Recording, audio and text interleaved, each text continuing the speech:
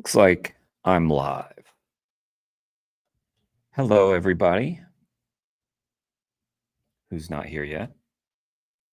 But to those who will be here, hello. So I've got some stuff to react to. Also, I've been tinkering with the new YouTube stuff. So YouTube rolled out a bunch of new features. One is a podcast, which I already do. And so I added the RSS feed to my channel. I have no idea how that's going to affect things because it's already a podcast with video. I separately add that to hang on. I separately add it to Spotify. The RSS has been fed to Amazon and Apple and all those places. So now it also adds to YouTube. So who knows how that's going to affect things? I have no idea.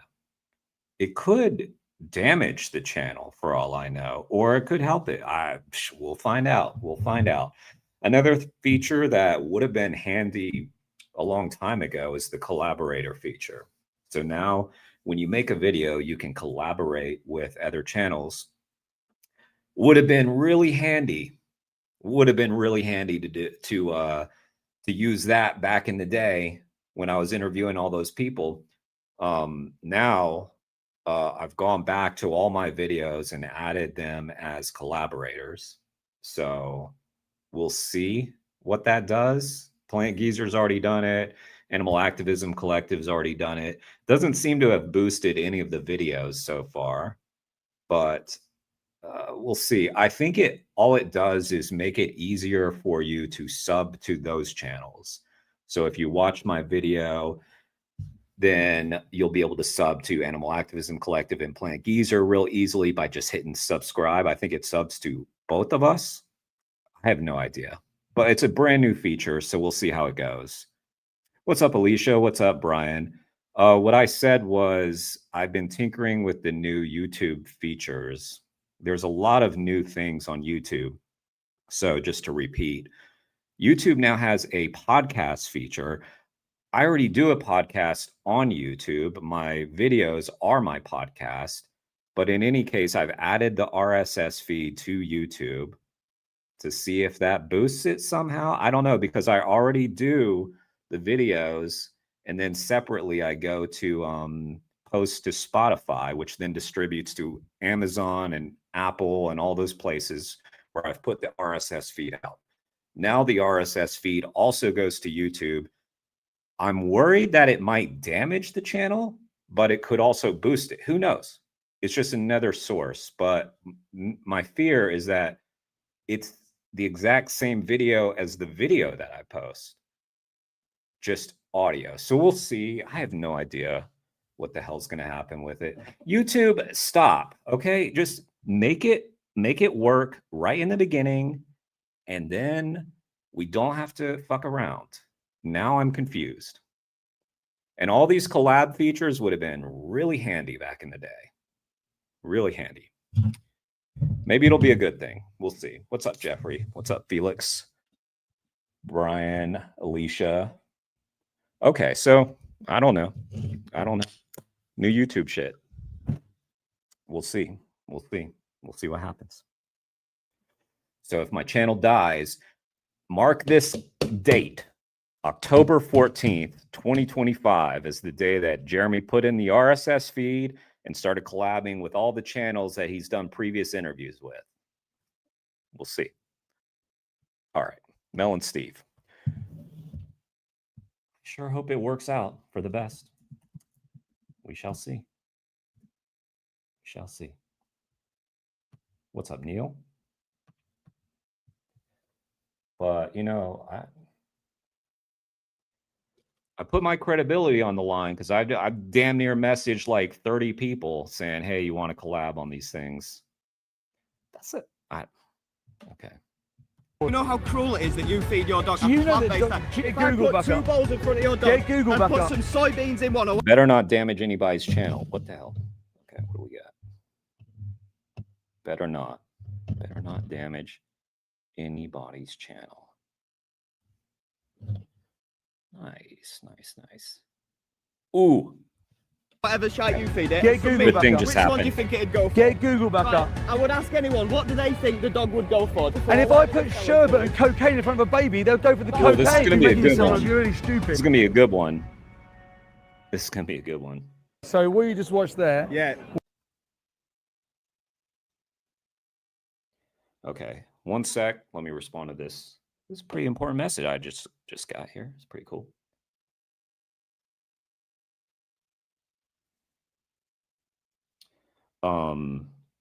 How's y'all's day been? What you guys been up to today? Been a lot going on. By the way, I've got pulled up. I got some Humane Hancock. He did a video about Matt Johnson's investigations. That's pretty cool. I've got Vegan Gays, got Unchained TV. I've got this Fox 6 Milwaukee channel as well. And I don't know if I can show this or not because it's not on YouTube. It's on their website. Full oral arguments. Ridgeland Farms versus Dane for dogs. They said it was a doozy. So let's find out together.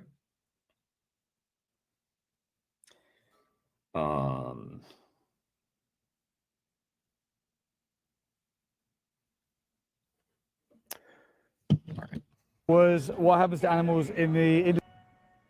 So what you just watched there was what happens to animals in the industries that exploit them for food. Yeah.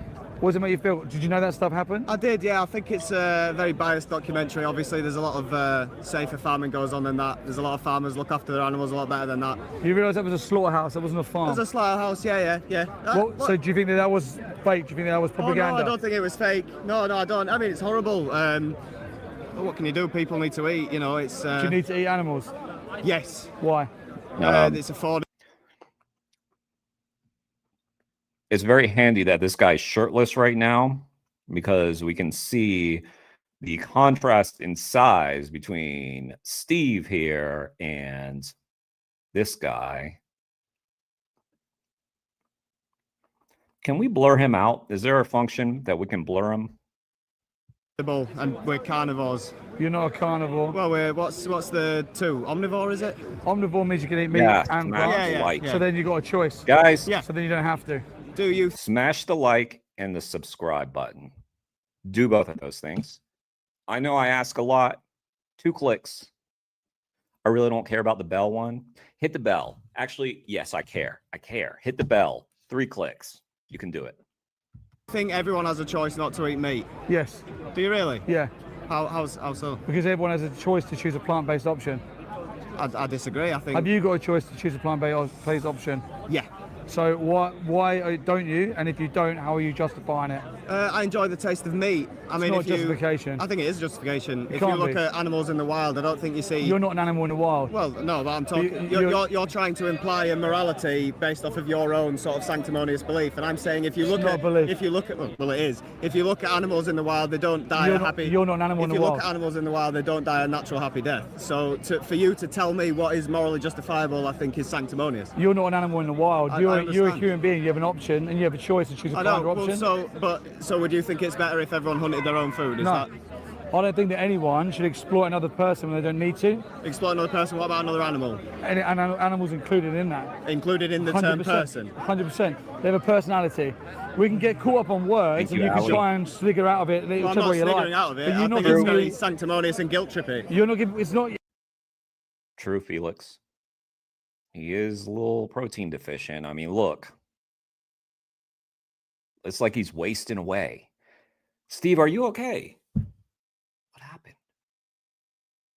You're standing next to this incredibly buff, shirtless man. If you feel guilty, that's because you know it's wrong. No, I don't feel guilty. I think it was an attempt at guilt-tripping other human beings. So you don't feel guilty over exploiting animals? Do you think plants are conscious? Fuck, plants. Do you not think plants are conscious? No, plants are not. Really? Do you think they are? How many times do we have to explain to grown-ass men that plants are not sentient? I'm sick of it. This is not what I wanted with my life. Having to teach grown fucking adults that plants can't feel. If you think the plants are sentient, then this explains his mentality. If you think plants are sentient, all right, I'll still man your argument. What do 80 billion land animals eat a year that you send to slaughterhouses? What do they eat? Plants. So to cause the least amount of harm, you'd be vegan. You'd be taking their food. No, because they wouldn't be brought into existence. Hang on, but you don't think plants are sentient or have consciousness or meaning? Science says that plants No. Science says they do. They communicate with each other. Where? What science study? Why does... yeah, first of all, people have never read these studies that they cite. They've just heard about it. And, oh God, I can't. Vegan Anthem, what's up?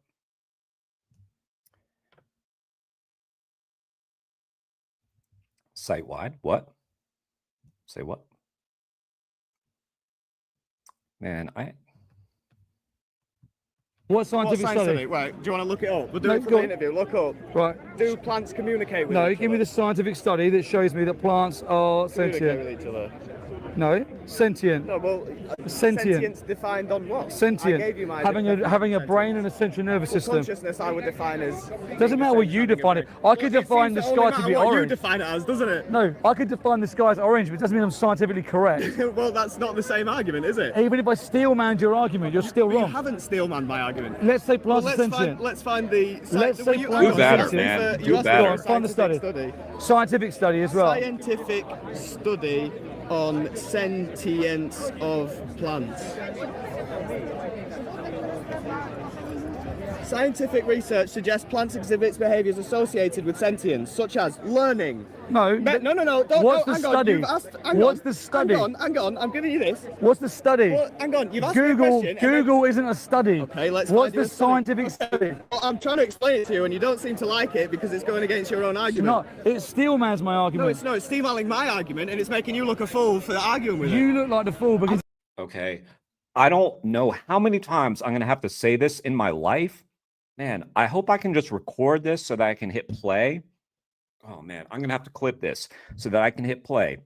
The plants feel pain argument is an argument for veganism because they have to kill plants or grow plants and feed them to the animals, which by the way, doesn't often kill the plants. Fucking hell. They give more plants to the 100 billion animals. 100 billion is a bigger number than 8 billion, which is the current number of humans on the planet. 8.2 billion is the number of humans on the planet versus 100 billion land animals that we have to feed. So this whole plants are sentient argument, which is fucking stupid. But if it were true, it's an argument to be vegan, you dumb fuck. Where's this let's going? Agree. Who looks more like a fool, me or this fella here?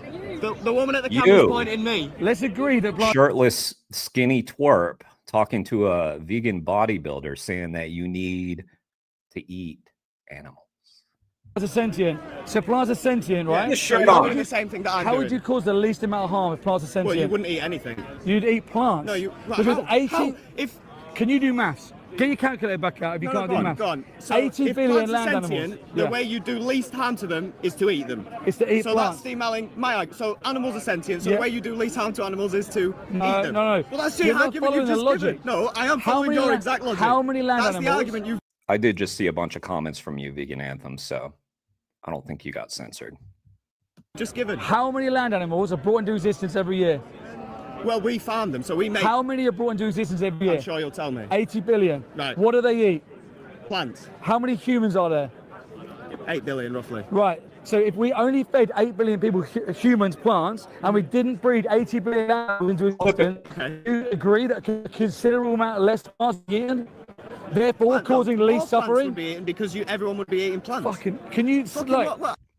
God, this guy... I told you, didn't I say it? Some of y'all were here in the last stream. I told you, you can tell them all you want. It doesn't get through. You can explain it. You can be their fucking teacher. You can be the vegan teacher, but they can't fucking understand it. It doesn't get through. And on your 80 language, billion, don't swear at me, 80 pal. billion. I know you're getting quite angry because your argument's being sort of destroyed No. in front of you. It's just annoying to have to say it every fucking day. And to explain it and then have you not understand it so that it's like you didn't even say it. Said, Right. plants aren't. Yeah, so just to be clear, I don't want to be your teacher. Steve doesn't want to be your teacher. He wants to be an advocate for animals. Now he has to be a teacher, and we can't even do that. Sentient. I've said they are sentient, and you said, well, the kindest thing to do would be to eat them all. Let's go from the beginning. That fucks your argument up, No, don't you think? let me explain it slower. Don't patronise me, pal. You've got 80 this really billion. confused. 80 billion animals. Yeah, 80 billion that animals. eat plants. That we breed to eat. Yeah. No, that they eat plants. Sure. Right, 8 billion people. Yeah. I'm saying to you, if 8 billion people only ate plants, Then more plants would be getting eaten. no. No, Listen to what this fella you fucking idiot. is saying. Because 80 billion animals Yeah. eat plants. There'd be less animals getting eaten and more plants getting eaten because all the He doesn't get it. I swear. You can explain it. Oh, man. How slow do we have to say it? I'm going to try it. Okay. Listen to me, dumb fuck. The animals you eat have to be fed food. Therefore, we grow many crops to feed those animals. If we didn't if we did not mass breed, that's where you force animals into existence, then we wouldn't need to grow as many crops and we could eat the crops we give to the animals. Don't you find it strange, young man, that we can feed 100 billion, or according to Steve, 80 billion land animals every year? That's not counting fish. But millions and millions, hundreds of millions of people on the planet are starving to death. How did that? Did that help? You're saying there'd be less animals to eat the plants, but you're also saying 8 billion No. humans should be eating all the plants. Do it again. 80 billion Yeah, animals yeah. eating plants. Yeah. There you go. 8 billion Yeah, people. plants that are grown for those animals to eat, But right? still There's not a plants. finite amount of plants. But still plants. In your own, in and your you're own saying words, don't eat the animals, eat the plants. in your own words, the plants that the animals eat would be sentient. Yes. Right. 100%. So when 8 billion people Yep. don't eat the 80 billion animals, Yep. and then all the plants that are consumed by the 80 billion That are animals, grown for them. So, So- yeah, there'd be a reduction in the animals getting eaten so and the 8 plants that billion. the animals eat. If 8 Hey, he got it. So, okay, stop there. He sort of understood, but he's still, wait, what's he going to say? billion people only ate plants, Yeah. there'd be the least amount of harm No, caused. we'd have to grow lots of plants to eat. No, Well, how do you think people get fed? 80 billion animals Yes. eating plants. Yes, that we grow for those animals. That's 10 So- times the yes. amount of humans Yes. eating plants. So to reduce the amount of plant death, Yeah. you'd stop farming the Yeah. animals and only feed 8 billion people Okay, plants. okay, right, So that's less. Do you understand? Okay, That's less. Right, I'll get So even if plants were conceding sentient, on your that's argument. less. So how do you think people all over the world are going to eat this plant-based diet that you? How do you think the people all around the world are eating the animal-based diet? Surely there must be plants involved, right? Because what do the animals eat? Oh my God, I shouldn't do that. I might break my headphones. God. In your, You don't think that we can distribute plant-based food to everybody? do you think that's how it's going to work? Do you not think do you that we think could? people in China in the slums are going to be going and distributing? The people in China in the slums already eat largely plant-based. Dumbass. Plant-based food. Is that how you think You it can works? take plant-based food to everybody and What do you think the staple foods in China are? anybody. Who's? How are you? What? You're going to take it to a Bro. billion Chinese? Have you heard of tofu? Rice? Dumbass. Meat there was like a luxury. Now they're getting westernized and bringing factory farming. These people, you're going to take them at what? Somewhat. These are logistical plans that could be thought out. No, they're logistical plans that in your head have worked with your little sanctimonious belief. You're deflecting from you, by the way. So let's bring it back to you said plants weren't sentient. You're talking about plants aren't sentient. God damn it! I know.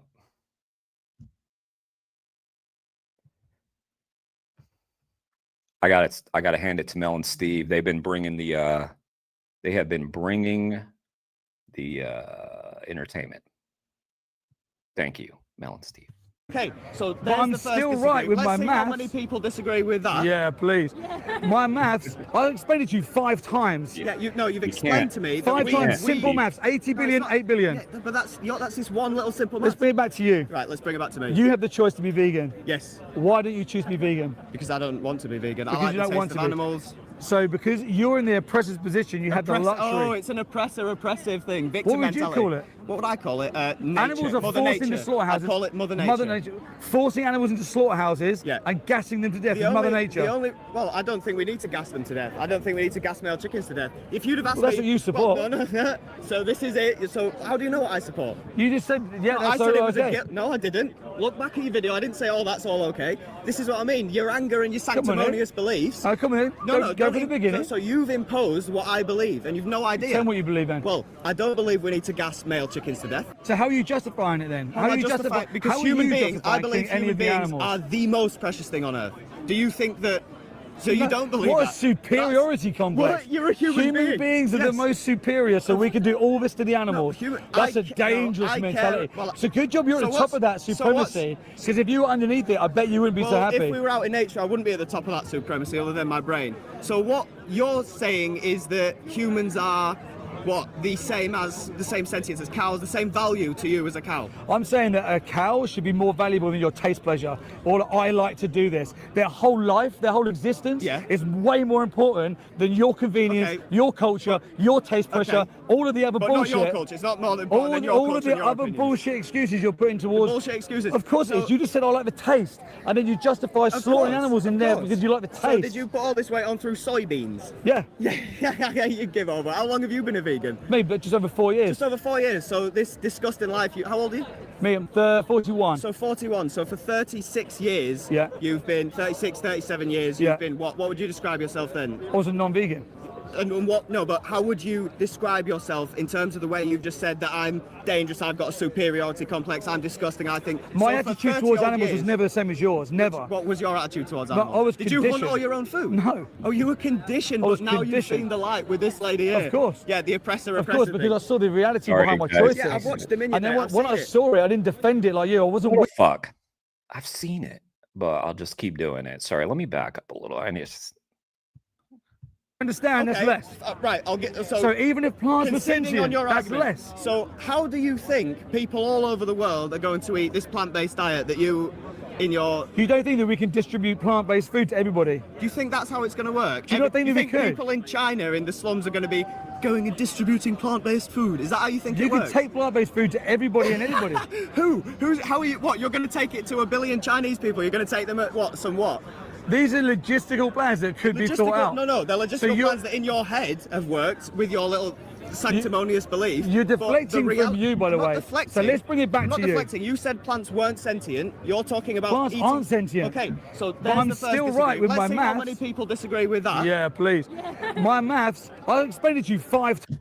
Guys, so there was this whole thing last time about maths versus math. Well, I looked it up. Y'all are right. In the UK, they say maths. My bad. Mea culpa on my part. I was saying it like I knew. I still think it's like more technically correct to say math, but it is, as you guys pointed out, something that is commonly said. Now, I will say commonly said doesn't mean correct, but anyway. Yep, maths. So anyway, I was wrong, I suppose. I don't know.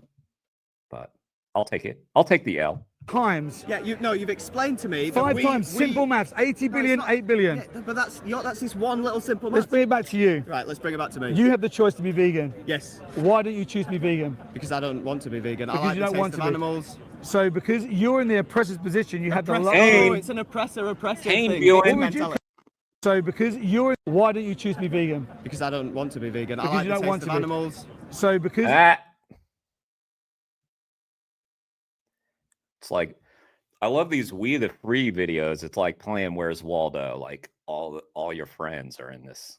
you're in the oppressor's position, you had the luxury. Oh, it's an oppressive going, thing. Victim What would you mentality. call it? What would I call it? Nature. Animals are He looks lost. forced into nature. slaughterhouses. I'd call it Mother Nature. Mother Nature. Forcing animals into slaughterhouses and gassing them to death is Mother Nature.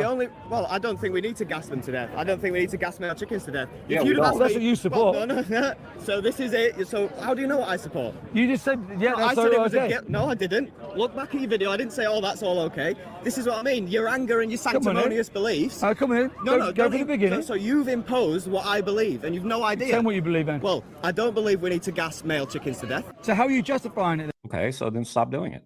then? How I justify because human beings, I believe human beings are the most precious thing on earth. Do you think that? So you don't believe? I didn't play Ghost of Yotei yesterday. I played that Cocoon game for a little while, which I'm gonna do.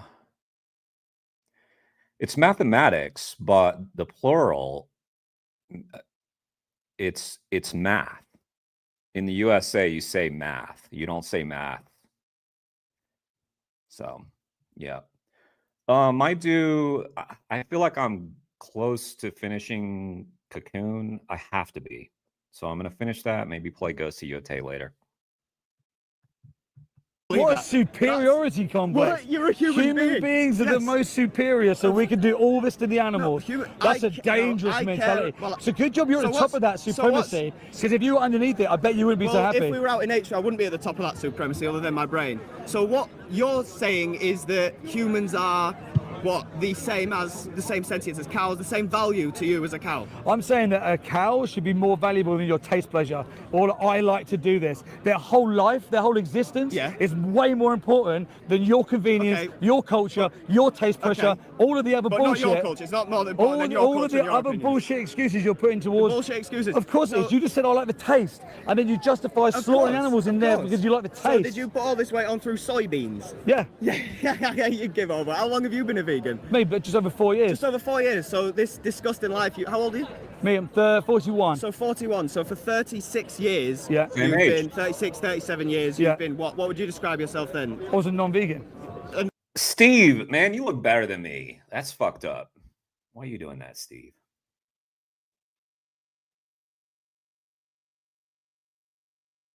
I like this. This is a good thumbnail right here. Screen grab that. And what? No, but how would you describe yourself in terms of the way you've just said that I'm dangerous, I've got a superiority complex, I'm disgusting, I think... My attitude towards animals is never the same. You do, because you've seen Dominion. You actually know what's up, which is really weird. I actually doubt that he's actually watched the film. He's heard of it, and he's seen like 30 seconds of it. That's what he means by, I've seen Dominion. That's literally what he means. Oh, God. I can't. I've been vegan 8 years, so double the amount of time as Steve. But I look the same. If you're wondering why Steve looks better than me, it's not because he's been vegan less time. It's just because he works out a lot. I don't hit the gym. I need to. I hike.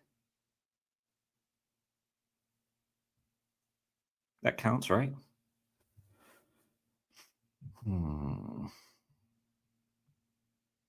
Thank you. Never. What was your attitude towards animals? Did you hunt all your own food? No. Oh, you were conditioned, but now you've seen the light with this lady here. Of course. Yeah, the oppressor. Of course, because I saw the reality behind my choices. Yeah, I've watched Dominion. And then when I saw it, I didn't defend it like you. I wasn't weak enough like you. I was strong enough to actually remove myself. I'm strong enough to come here and give my side of the argument. Which you making yourself look really stupid. Well, you couldn't even do simple maths. 10 times 8. Yeah. Well, we'll see. Simple maths. We'll see what people think about that. You didn't think plants were sentient, and that's very convenient for the fact that your science whole argument. proves. You can't just say the word science. And you can't just go plants are sentient, and then we believe you. Yes, I can. It's the saddest thing here is this dog. You're responsible for this dog. Put his shirt on. Sorry that what would you someone like looking at this guy. I'm so sorry. Would you feed your dog someone like you? the contrast between these two is extreme. Feed your dog. My dog's on a plant-based diet. Oh my god! Right, you look up whether that's animal cruelty or not to put a dog, a carnivorous animal, on a plant-based diet. They're not People in your carnivores, bro. They live longer, dude. Right. Dogs are not carnivores. Dogs are not carnivores. No. Do you know how cruel it is that you feed your dog Do you a know that plant-based do- diet? do you know If that I dogs put are your not dog, if carnivores? I put Mate, two bowls get in front of Google your back up. dog, So, yeah. Do you know how cruel it is that you would feed your dog the leftovers from a slaughterhouse? The shit that people won't eat, they won't touch it. But feeding them like a healthy plant-based dog food is cruel? Fuck you. God. Get if I Google put back two up. bowls in front of your Get dog Google and back put up. some soybeans in one, I want to show you feed it. Get and some Google meat, back up. Which one do you think it'd go for? Get Google back Right, up. I would Get ask Google anyone, what back do they up. think the dog would go for? Do you think if you Get put Google a bowl back. Bramble the Border Collie was the longest living dog. Was overtaken, I believe. No longer the longest living dog. 2022 study published in Research in Veterinary Science found that dogs on plant-based diets lived longer. 14 versus 12.6. 14.1, sorry, versus 12.6. meat in front of a dog, or you put some sort of tofu. And or if I whatever put this fella's sherbet doing, and cocaine in front of a baby, they'll go for the that's what I cocaine. meant. So It doesn't that's mean that that's what I you should be think the doing. baby would go for cocaine over sherbet? Mate, I think we've got it there. get Listen, your Google, it was- Google listen, back it up. I'm was not going to like- shake your hand. You're an oppressor to Yes. animals. Disgusting. This is what these The people are like. I handshake. would God, they need that handshake, don't they? Oh man, I can't wait to not shake somebody's hand. Can't wait to pull that one. It just hurts so much. encourage everybody to love animals, to be gracious, to be kind, and do not be sanctimonious. Do You, not by walk the way, around you being can't love anti-people, animals the whole time you send them to a people. slaughterhouse. Cats are sentient, by the way. Don't listen to these people who are sanctimonious. With the vegan. Yeah. It feels safer with me. Mate, get Google up. I'm let's not see. Googling anything. Let's see if Nice fake laugh there, my friend. dogs are Wish you guys omnivores or good luck. I'm off carnivores. to get me free sausage roll. Sit there. What a loser. Can you give your dog some water? He's Fucking hot. loser. There you go. By the way, that's a minority, by the way, for everyone watching the video. His mindset was in the minority. He thought plants were sentient and he thought dogs were carnivores. Where's your starting point with someone like that? The sad thing is that animals will be going to slaughterhouses for people like him, which is really sad, and it's such an injustice. The ignorance, the lack of education, the lack of understanding, and the superiority complex is exactly why animals are in slaughterhouses and in farms like this in the first place. It's disgusting. W video. Good job, Mel and Steve. My goodness. There's the link. You know what to do, right? Do you guys know what to do with that link? I think y'all know. Well, if you don't know, click it. Click like. Set the video to watch so they get a view, but put volume low so that you can stay here. That's the method. Okay. I've missed a lot of Vegan Gaze videos because she's been busy. Let's see what we got here. So there's a debate. There's, I think, another debate. Hassan, who gives a fuck about that guy? But yeah, he shocked his dog, apparently. I'm more knowledgeable about this Isaac Butterfield guy since he clashed with vegans a lot. Let's check out what the fuck he did. Isaac Butterfield. Oh boy. Oh boy. And Isaac Butterfield.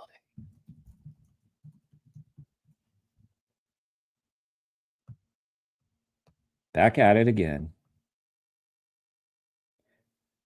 I figured, we saw sort of a clone of Isaac Butterfield just now, so we'll kind of ease our way. So I've got this harrowing 10-minute documentary made by Humane Hancock to play. I've got Unchained TV giving the trial updates. Maybe we'll do some Plant Geezer too. He's got a video out. But yeah.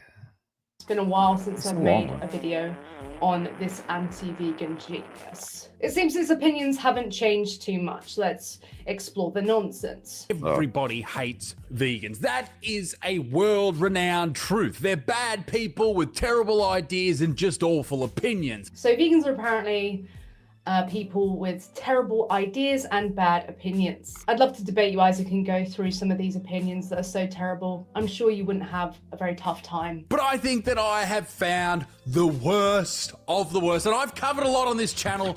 Let me show you. Really, Jade? Dude, so, okay, I'm noticing a pattern with this guy. He went after Tash. He's going after Jade. Is it the young women that you like to pick on, Isaac?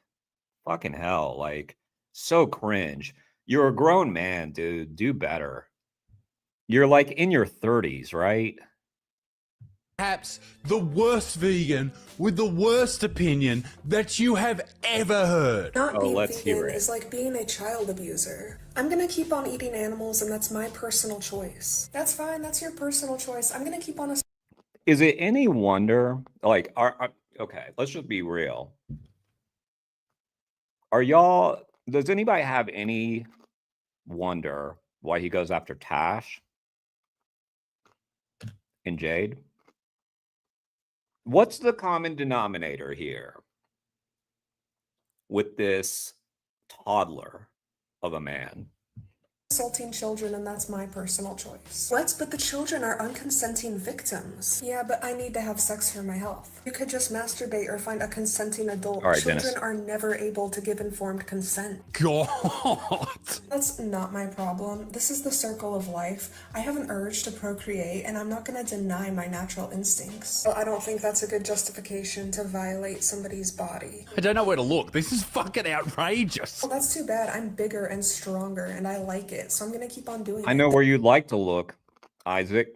There are other ways that you can feel good, and even if there wasn't, I don't think that personal pleasure is a good This is not a justification to coincidence. exploit children. You actually think that the worst thing that could happen to a child or a parent is exactly the same as an animal, a meat eater, us, eating meat. Oh, maybe not. Something tells me Isaac wouldn't really last long in a debate because he doesn't seem to know the function of an analogy. He should debate Jade. That would be fucking hilarious to watch Jade school this man-child.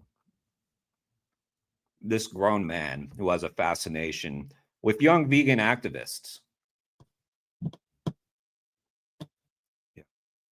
She thinks it's exactly the same. Jade never even actually gave her opinion on which one she thinks is worse. Doing what we were built to do. Doing what we're built to do. Is he saying we're meant to do that? Like, how do we know what we're meant to do in that case? How do we know we're meant to consume the flesh of animals? If he means we can do it, our body can facilitate that. Well, I can clench my fists. Does that mean I'm built to punch you in the face? No, Isaac, it doesn't. He's spent so much time on the vegan topic. I thought he would be able to provide better than bottom tier arguments at this point, but yeah. And ladies and gentlemen, I'm going to reveal something about Jade that she really didn't want people to know, I don't think, because I can't find it anywhere on Instagram. Oh, have a look at this. We've got something about trafficking. Let's see what she thinks about trafficking, which is one of the worst things that happens. Selling people, slaves, all that type of stuff. Awful. A form of trafficking that doesn't get talked about enough is purchasing a piece of meat or a dead individual. Trafficking is the buying, selling, or trading of individuals for exploitation, so this is a form of trafficking. Okay, buying meat is not trafficking, you fuck. It's such a pattern with him. Like, he can't actually dispute what she's saying. All he can say is, nah, she just explained it. Here's the thing. And I'll Here's the thing. What this guy, by the way. Oh, that was a good screen freeze right there. Suck on that microphone. Get it, Isaac. Let's just leave it there in chat for a bit. Look at Jade's face too.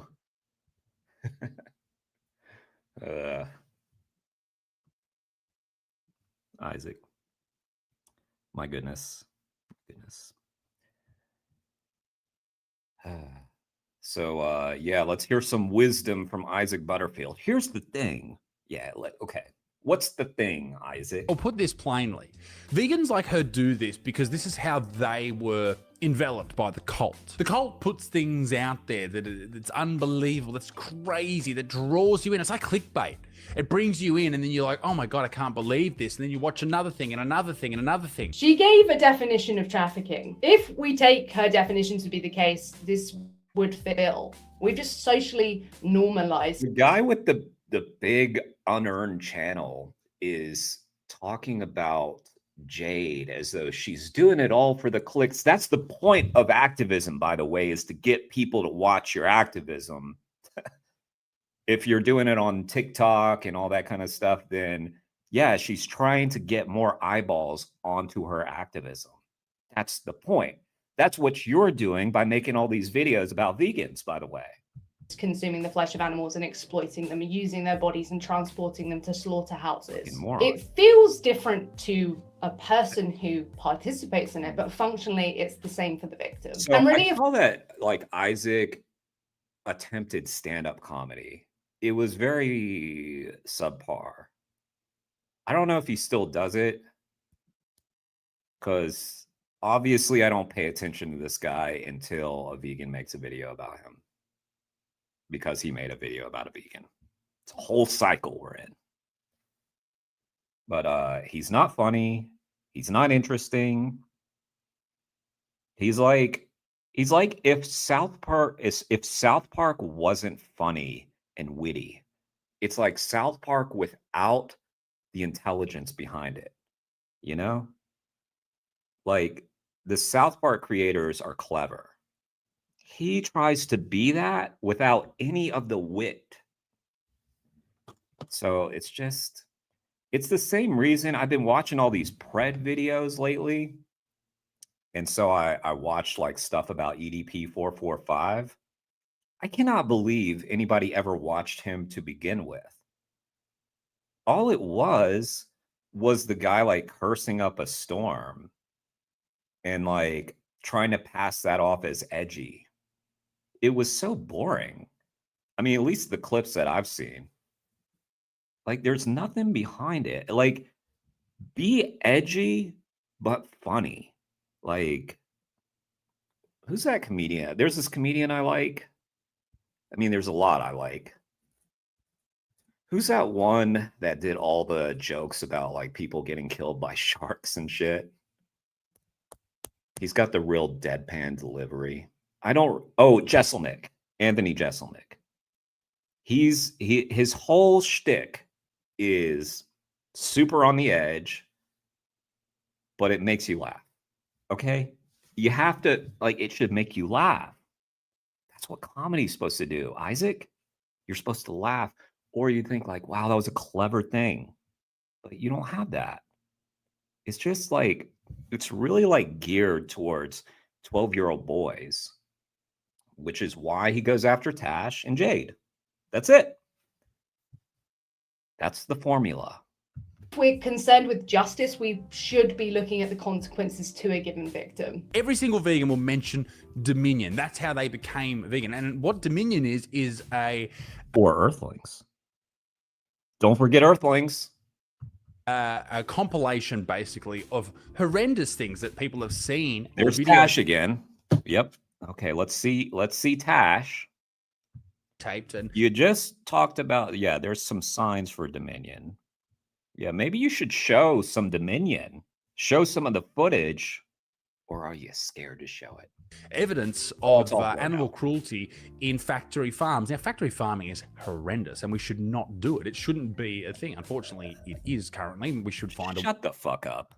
Way around that. Veganism is not the way around that, not even slightly, but we should find a way to be able to cultivate the meat that we require as human beings that doesn't allow animals to suffer. Factory farming, oh my God, take it away, is bad, and we should be looking into ways you do it where an animal doesn't suffer. Now, he goes on to talk about humanely killing animals, but seriously, how do you humanely kill an animal who doesn't wish to die? There's going to be suffering in that. And if you have systems that are looking to exploit a given individual, they're going to suffer down the line. And seriously, even if you make this Candyland situation where a cow has had a really great life, their entire life, and then they have one bad day at the slaughterhouse, does that make it justified? Does it make it justified if a human being has had such a great life, but then they get shot in the head? The shooting is then justified because of what came before. I don't know what world people live in where the suffering to an animal is so awful, but sending them to a slaughterhouse simultaneously is not. Because if we're going to grant that they can suffer and suffering for them would be bad, do we not then understand that we want to be concerned with their well-being? Right. Not to mention that Dominion is not only footage of factory farms, but of slaughterhouses. So it's like, oh, it's, factory farming's terrible, but let's keep open half the shit that you see in Dominion. We'll close down these places and replace them with vast fields and take more land. And then we'll send them to these hellholes. So then it'll only be half the film. Because you're depriving them of well-being by sending them to a slaughterhouse and exploiting them. So yeah, he addresses the how do you humanely kill someone, and he offers up some false dichotomies. You may be thinking, hang on, how could you possibly end the life of something, an animal, to eat, with it being humane? And I'll tell you why. Because all animals, every single animal that you love, that you don't even know, that you've never seen, exists in a very simple plane. They're born, they breed, they die. And that's exactly how it should be. It's the same for human beings. Animals born, they should live in the wild, they should breed, and then when they're like, it depends on the animal obviously, 10, 12, 15, 20. This is a public service announcement to anybody. I don't know who I'm talking to, by the way. I don't know if people exist that want to fuck Isaac Butterfield. Don't fuck Isaac Butterfield. We don't need more little butterballs running around. Please don't. Do the world a favor. Years old, they die, even younger. Now, animals, when they die, they don't just have a heart attack and hit the ground. That may happen. But most of the time, a lot of these animals die because, well, they die of the things that we used to die of all the time before modern medicine. Infections, slight diseases, all these type of things, malnourishment. A lot of animals will actually just starve to death, and then they will just end up on the ground being eaten asshole first by a big colony of ants. Where I'm going with this is this question: what's more humane? The right thing to do as human beings is to stop animal suffering, right? So should we end the lives of animals before they get to that point? That's an argument. Maybe we should. Maybe we should stop all the suffering, and we end it with an instant with a rifle or a bow, and boom, done. They're gone. No suffering, none, and we eat the meat. The first one is So, you already admitted factory farming was horrific. You already admitted that what was seen in Dominion is horrific, which is, again, not just factory farms, but slaughterhouses, which you're advocating to stay open. Now you seem to be sort of doing this other thing where it's like, okay, hunting's fine. Okay, yeah. 8.2 billion people are going to start hunting, and we're just going to put rifles in the hands of everybody. Yeah, sounds like a good plan. Yeah, sounds great. Sounds great. Oh, yeah, and I also happen to know, and you know this too, Isaac, all these sharpshooters, they don't always hit the mark. So many times animals are just shot, run off, bleed to death, dying, to get eaten by ants, as you put it. suffer from a disease, or we kindly dude, shoot them. Now, it is the case. You're so boring, Isaac. We've done this before.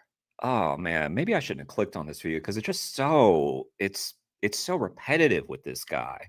He's had it out with Tash. He's had it out with Joey. Now he's picking on Jade. Always the same boring, poorly thought out things to say, just for clicks. So obviously, not every single animal is going to have these two consequences. So it is a false dichotomy. And again, if you find people who do not have access to medical treatment, so they do more often than not die of natural diseases, are we then doing a favor by going out and hunting them? No.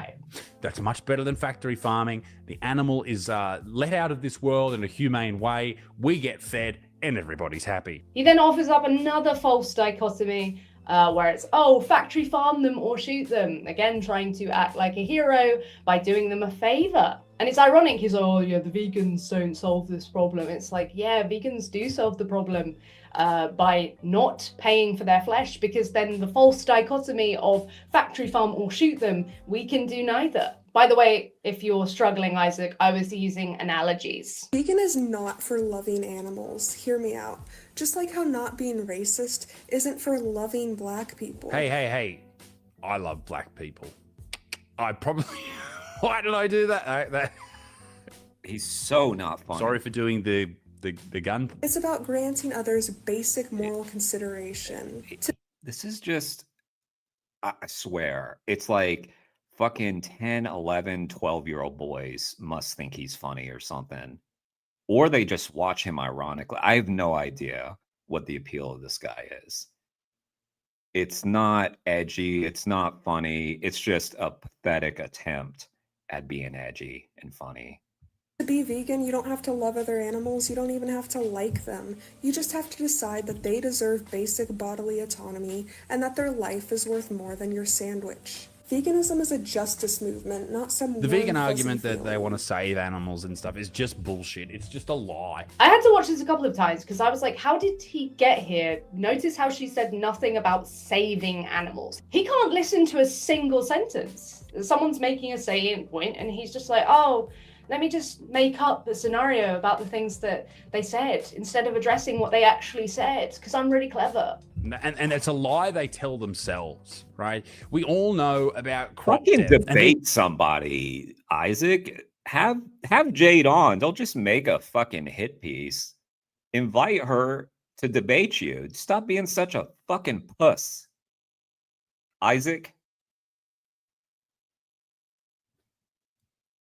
Vegans will be like, oh, this carnival's talking about crop deaths and all this type of shit. And the reason that a lot of people like me bring up the idea of crop deaths is because so many animals perish and are killed when a combine harvester or anything goes through and harvests plants, all right? Or people spray shit on plants to kill all these bugs and all that type of stuff. I swear. Those animals... Again with crop deaths every single day. You don't care about. He then gives the crop deaths though argument. He then acknowledges the retort that vegans give, given the fact that if we're looking at the trophic pyramids, we're looking at energy levels, even further up the pyramid you go of like a food pyramid, the more energy is going to be required. And the response to that argument often is, oh, well, most of those crops are just for other animals to eat, so you can then eat them down the track. And I was like, yeah, okay, I understand that argument. But what you must understand is I don't give a shit about crop deaths. I'm talking about you. I know. We know that. So shut the fuck up about it. It's an argument for veganism. We know this. You're dumb, dude. You're just dumb. I don't know how many times it has to be explained to you. I'm talking about the person that wants to save animals. So yeah, we are saving animals by being vegan, thus reducing the crops and I'll go with 80 billion animals. It just depends on what you've been looking at. Somewhere between 80 and 100 billion animals, land animals. Add on fish, and it's like up in the trillions. Feeding loads of crops to animals to then kill them. So if people are concerned with this crop deaths argument, they then have to demonstrate how it's more of an issue in the vegan context. What's his retort to bringing that up? The salient point against his position? I don't care. I didn't care about crop deaths. Okay, so you're going to acknowledge that argument that you've just given is a poor one, right? Yeah. So then he puts it in a different context and he acknowledges, now, fair enough, this is a hypothetical and hypotheticals are important. But he says this isn't something we do anyway. So that's important to note. But his retort to this is, well, more animals are killed to feed people plants than they are versus to feed people with one cow. The fact of the matter remains that more animal souls are lost when you harvest plants than when you harvest one cow. And that's how we should all live. We should all eat one. No. I thought he understood. Now he doesn't understand again. Oh my God. I just think that we are, as a society, just completely brain dead. Just fucking brain dead. You just explained it. You just explained the vegan argument. Now you don't even understand that the cow eats. Dumb fuck. An animal until it's all gone, all that type of stuff. Now, that's not what we do, but that is how we should operate. That's the most ethical way. So, well, more people should do this, but we don't do this. I'm thinking maybe people are going to need more food than that. But if you're going to make that claim, then you need to substantiate it. If vegans are responsible for all of the deaths that are involved in a given practice, then we need to lay out the data when it comes to one cow. So if we're all going to have one cow, we're going to need then 8 billion cows. We're going to need to take into account the animals who the cow kills by stepping on them, or the animals who are then at greater risk of predation because of the grazing land, or the foliage and the animals who were killed during the destruction so that we could have all this grazing land for 8 billion cows. So as he acknowledges, we don't actually do this. So I would really be interested in seeing Isaac's actual diet and then comparing the deaths. But then again, vegans are going to be more concerned with exploitation. There may be some intention embedded in that as well. Say, for example, with carbs. Maybe nobody should debate him because he's just too stupid. And he's already been humiliated before. I mean, I don't know. I would like to watch it, though. I'd like to watch Jade go and destroy his ass. It'd be fucking awesome. But it's not going to get anywhere because it's already happened. Us in the human context, we understand by having vehicles that humans are just going to die. We treat those deaths very differently than we would if someone purposefully hit someone with their car. There's just so much wrong with this argument, and Isaac has so little understanding of veganism for someone who's been trying to clown on vegans for years. He's just still so bad at it. But yeah, if you're going to cry about one He's just really dense. That's it. cow's soul, well, how about all the fucking thousands of bugs that you don't give a shit about? All the mice that you couldn't give a rat's about? See what I did there? Very good. Very. We oh my God, he's dumb. We just did this. Now we're back to crop deaths, which you've already addressed. Oh God. Oh God. If there was ever a candidate for someone to get a brain scan to see if there's a worm nibbling away at it, it's this guy. I think he's just... I think there's part of his brain missing. And then what does that say about the people who watch him and empower this clown? Brain scans all around. Cool. Give me a reason to care by showing the data that demonstrates that vegan is more responsible for greater rights violations of animals. That, ladies and gentlemen, is hypocrisy. But he's claiming there's an argument from hypocrisy going on here. He's failing to show what actual hypocrisy is entailed by veganism, because he doesn't actually provide any evidence for his claims or fairly represent what veganism even is. Veganism, to begin with, is a stance against exploitation. So inherently, seeing an animal as someone you can farm, test on, or use for clothing is the fundamental issue. What's up, Jake? Nice to see you. What's up, Louie? Guys. He likes to bring up souls. Mine is leaving my body watching this. See here that Isaac doesn't really understand that you can exploit animals in put so my many hood ways over it, other it won't than get using away. them for food. These people pick and choose what animal they need to care about. And that is why this is a cult. They have a very defined set of principles that they live by, that they regurgitate. Oh my god, he doesn't even know what a cult means. It just must be painful being this wrong all the time. You can technically be in a movement based upon falsehoods. Imagine like being a family member of this guy and like trying an intervention and like trying to slide a book over, you know? Oh, speaking of books, I'm gonna show y'all something. I'm gonna let this play. Still not be a cult. And they will not ever change their opinion on. You cannot argue with these people. We did, most of us, change our opinions and our behaviors to better suit what actually aligns with our values. I wasn't always vegan until I realized I couldn't provide a solid justification, and I would just flip and flop and look as silly as you do. Well, it doesn't matter how thin they get, how grey their skin looks, they will not waver. Yeah, I think he told the joke. I think he still believes he's funny. There's a way to do this whole vegan diet without sounding like a whinging, whining, and that is to just shut the fuck up about it, okay? Just shut the fuck up. So according to Isaac, and he gives up the gig here, the way to advocate without being whiny is to shut up, is to say nothing. People like Isaac are so sensitive that they cannot physically deal with vegans sharing their opinions about animal rights. I get the vibe that Isaac is this free speech guy, yet he wants vegans to just stop talking. But realistically, ladies and gentlemen, if you want to be a man, you want to have testosterone flowing through your veins, right?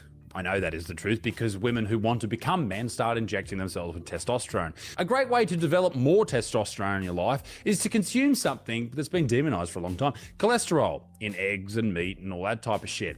It doesn't necessarily work like this. The more cholesterol you eat, the more testosterone you have, but you certainly need to have it.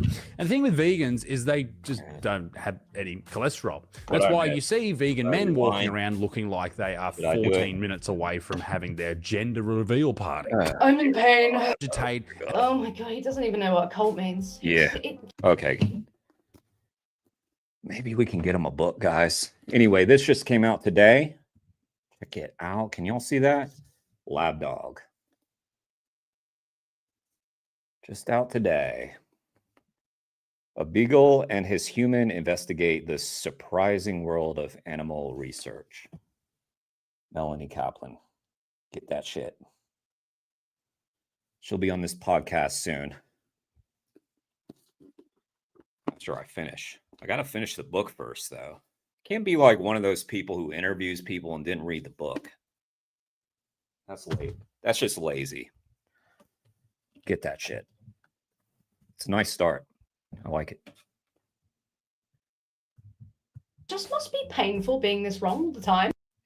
Be a cult. And they will not ever change their opinion on. You Read a cannot book, argue dude. with these people. We did, most of us, change our opinions and our behaviors to better suit what actually aligns with our values. Right. I wasn't always vegan until I realized I couldn't provide a solid justification, and I would just flip and flop and look as silly as you do. Well, it doesn't matter how thin they get, how grey their skin looks, they will not waver. Yeah, I think he told the joke. I think he still believes he's funny. There's a way to do this. I do too.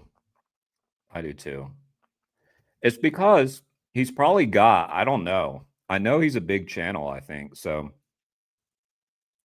he's probably got all these little fucking simps in his channel laughing at his not funny shit.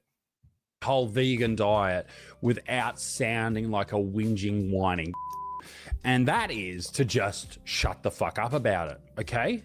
Just shut the fuck up. So according to you Isaac, and he poor gives man. up the gig here, the way to advocate without being whiny is to shut up, is to say nothing. People like Isaac are so sensitive that they cannot physically deal with vegans sharing their opinions about animal rights. I get the vibe that Isaac is this free.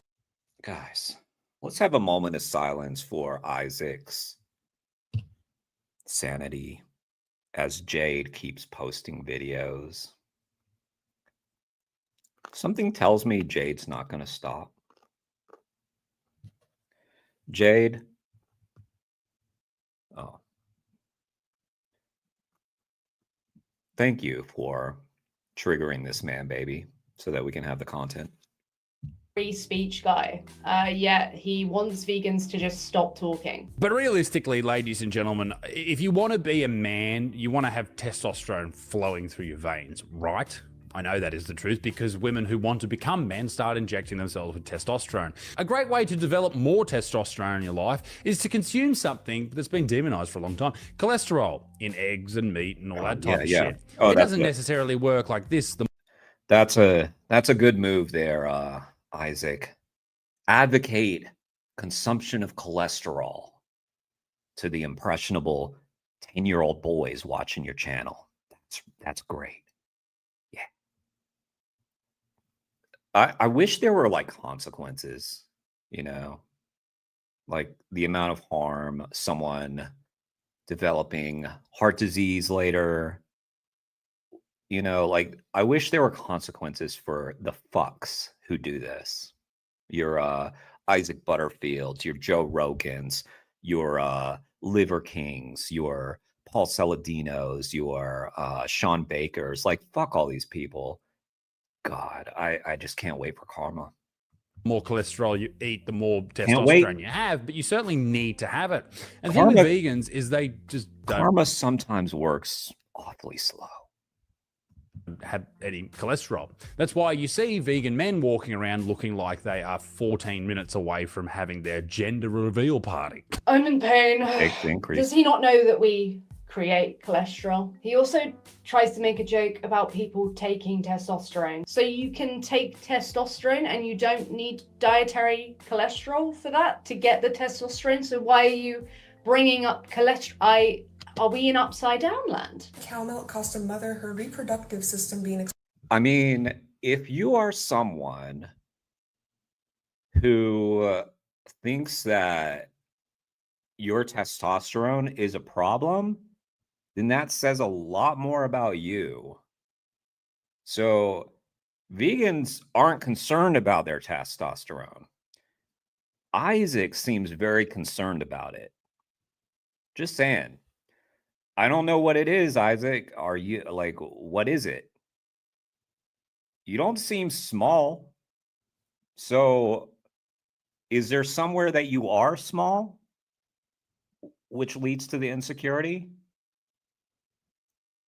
You tell me. You tell us, Isaac. Exploited and her baby taken away. Listen, I don't give a shit. Just get to the price difference. It cost her bodily autonomy because milking someone without consent is molesting them. Is that molesting someone? I guess it is, hypothetically. If you see a pregnant lady and run over and squeeze a teat, that's sexual assault, right? I guess it depends why you're squeezing the teat of another animal.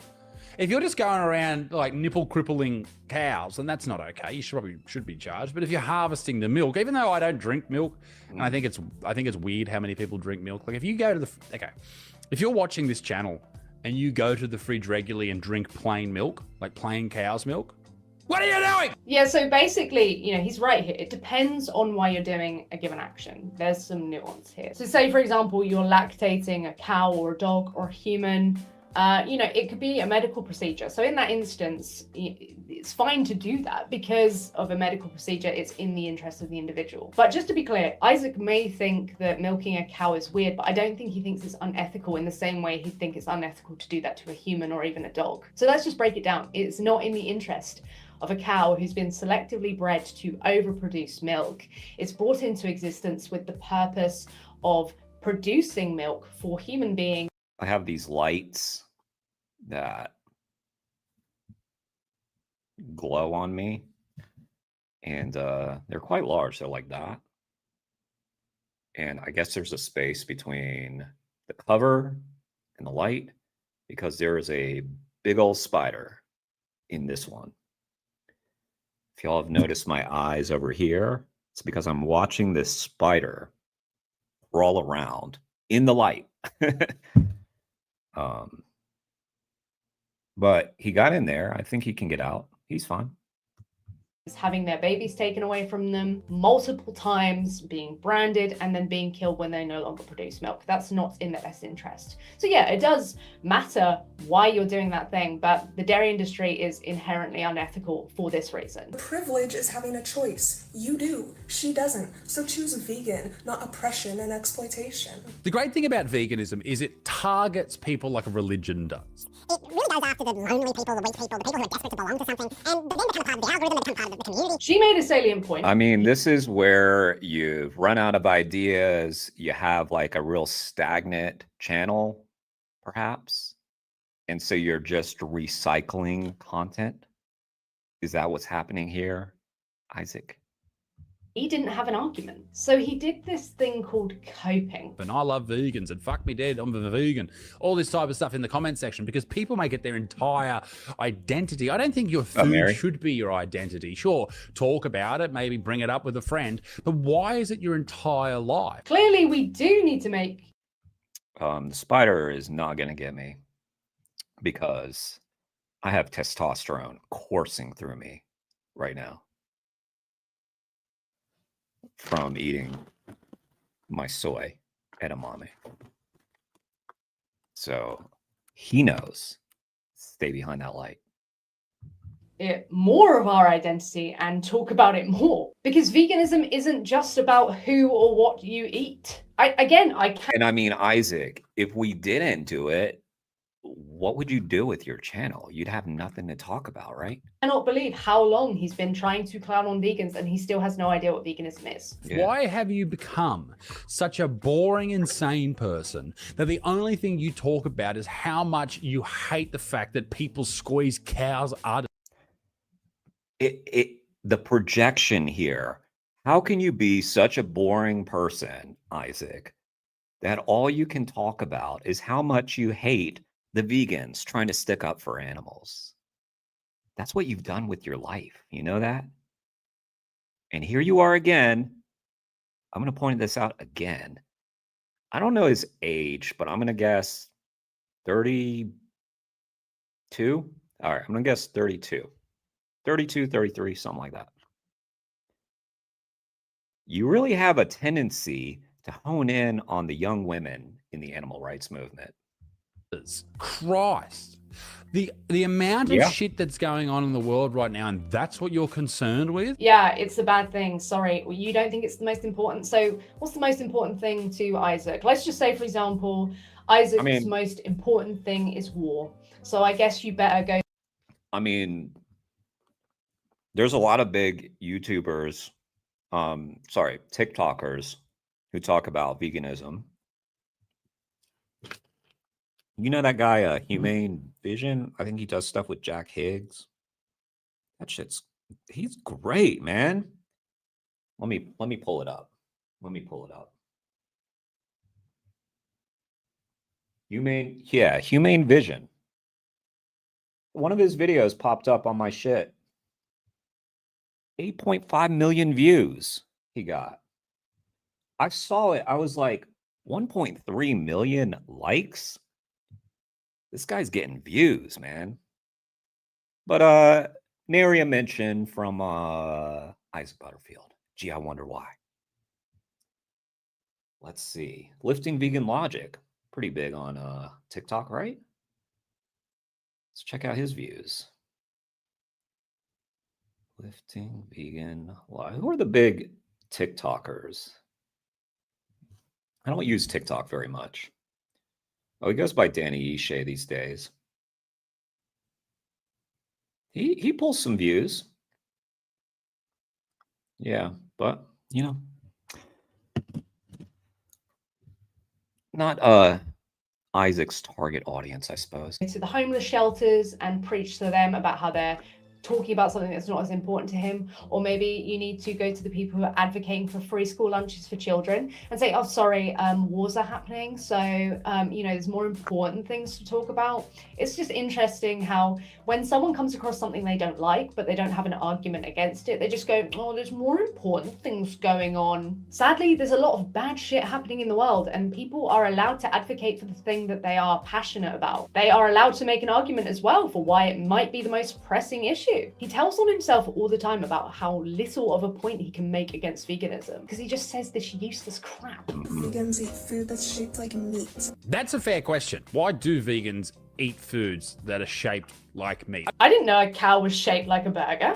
I didn't know a cow was shaped like a hot dog either. Why does it become a vegan's problem when food that's on the table is often removed from what the animal actually looked like, you know, the components of their bodies? Okay, the way I look at vegans who buy and eat things that are shaped like meat, that taste like Please tell us, Isaac, please tell us how you look at vegans like that.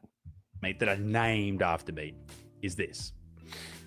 It's exactly the same as buying a particular doll that's made for adult use and it being, you know, the size of a child. Even though you think that's wrong morally. I'm sorry. Even though What? Sorry, what? That's made for adult. It's exactly the same as buying a particular doll that's made for adult use and it being, you know, the size of a child. Even though you think that's wrong morally. I gotta say, I did not expect that weirdness. So I'll hand it to Isaac. He has surprised me. I thought I'd heard all his dumb shit before. This is weird.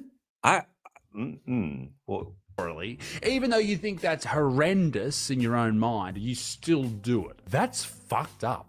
How can you be so against something and yet buy something that looks like the thing that you're against? There's a social. Oh, yeah. I see the point that he's trying to make. Yeah, Isaac. Couple things about this.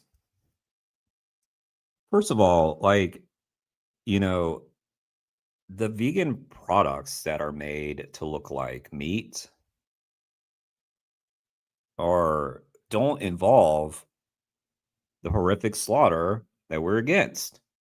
So we're not really caring about the shape of the thing. But another point is that these are not necessarily made for vegans. Like, they're made for people to discover veganism and realize that it's not difficult. Oh, I can still eat burgers. I can still eat hot dogs. I won't be left out of all the fun. We can do fucking barbecues and be vegan. We can do all the shit. We can make all our recipes that we liked back in the day. And we don't have to kill animals. It's so simple. But people are really dumb. And Isaac somehow is, despite engaging with it for quite a while, is one of the dumbest. He's probably one of the dumbest people that I've ever encountered on YouTube. And I've never even encountered him. I've only encountered him through vegan channels. Man. Yeah. I don't know. Are you guys gays? L? Are you guys clipping out the parts where he's actually funny? Because I have never seen him say something that was funny. Like, not one time. Maybe he's funny sometimes. I have no idea.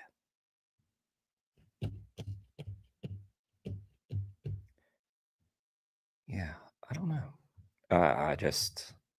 I've never seen evidence of this. I watched the entire interview he did with Tash. By the way, he cucked to Tash. He completely cucked to her. And he even cucked to Vegan Gains. At the end, when he talked to Vegan Gains, and he basically was hoping that they would have a nice moment at the end. And Richard was like, yeah, I don't like you. I saw his heart sink. That poor boy wanted a friend in Richard. You could see just after all this, we're not friends. I'll give him the only time when I was like, that was almost funny. was how they ended the interview, was like, well, fuck you very much, or something like that, and go fuck yourself. I thought that was minorly chuckle worthy. Socialized norm. People grew up I'm being consuming very hot generous. dogs, you know, and it's a socialized Very, very norm to generous. consume these discs or these like hot dog shaped Yeah. things. So vegans are just trying to accommodate these socialized norms, partially so people have less excuses to just stop exploiting animals, albeit terrible excuses. That's not a good excuse, but it's because the vegans can't win. It's like, oh my god, what do you eat? Salad. And then as soon as they eat a burger, it's like, oh my god, you're just trying to make things look like meat. No, I'm trying to have a burger, but I don't want murder or exploitation to be involved in it. So I'd like my burger plant-based. We don't hurt toddlers because they can't do math. So why exploit other animals because they're not as smart as us? But toddlers will grow up and become smart. But what about the people that never develop beyond the cognitive level of a toddler? Do they deserve less protection, less compassion? This line of thinking is called ableism. Okay, I understand you, Jade. You're saying that disabled people are cows. Yeah, I expected you to miss the point, and you did. At least you know where you stand with this guy. You can expect very little, and you'll get very little in return. But let's be real, somebody's level of intelligence isn't a good Listen, if justification. cows and pigs started having conversations with us, like on Dr. Dolittle, great movie, by the way,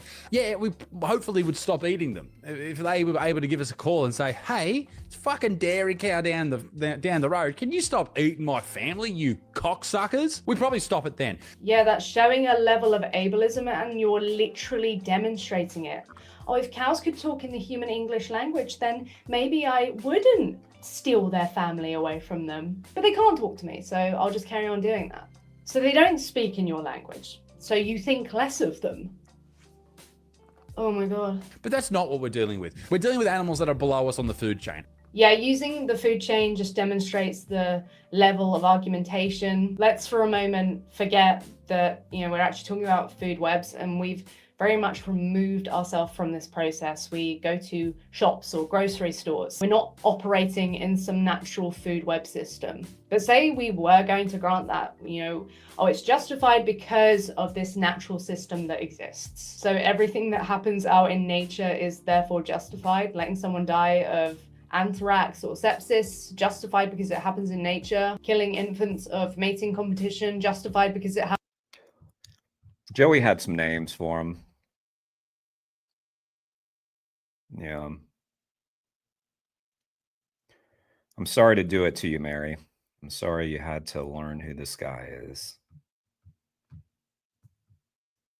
It was bound to happen at some point, though, because he does not stop making videos about the vegans he thinks he can pick on. Happens out in nature. No. She featured in a vegan compilation I made about the insane people that happen to be vegans that exist on the internet. And it was about that first video that I showed you about the child abuse. She made a response video to that. Let's check it out. Not being vegan is like being a child abuser. Pardon? A vegan suggesting that sexual abuse of a child is a parallel between that and eating meat. Not everyone is smart enough to understand the comparison that I made here.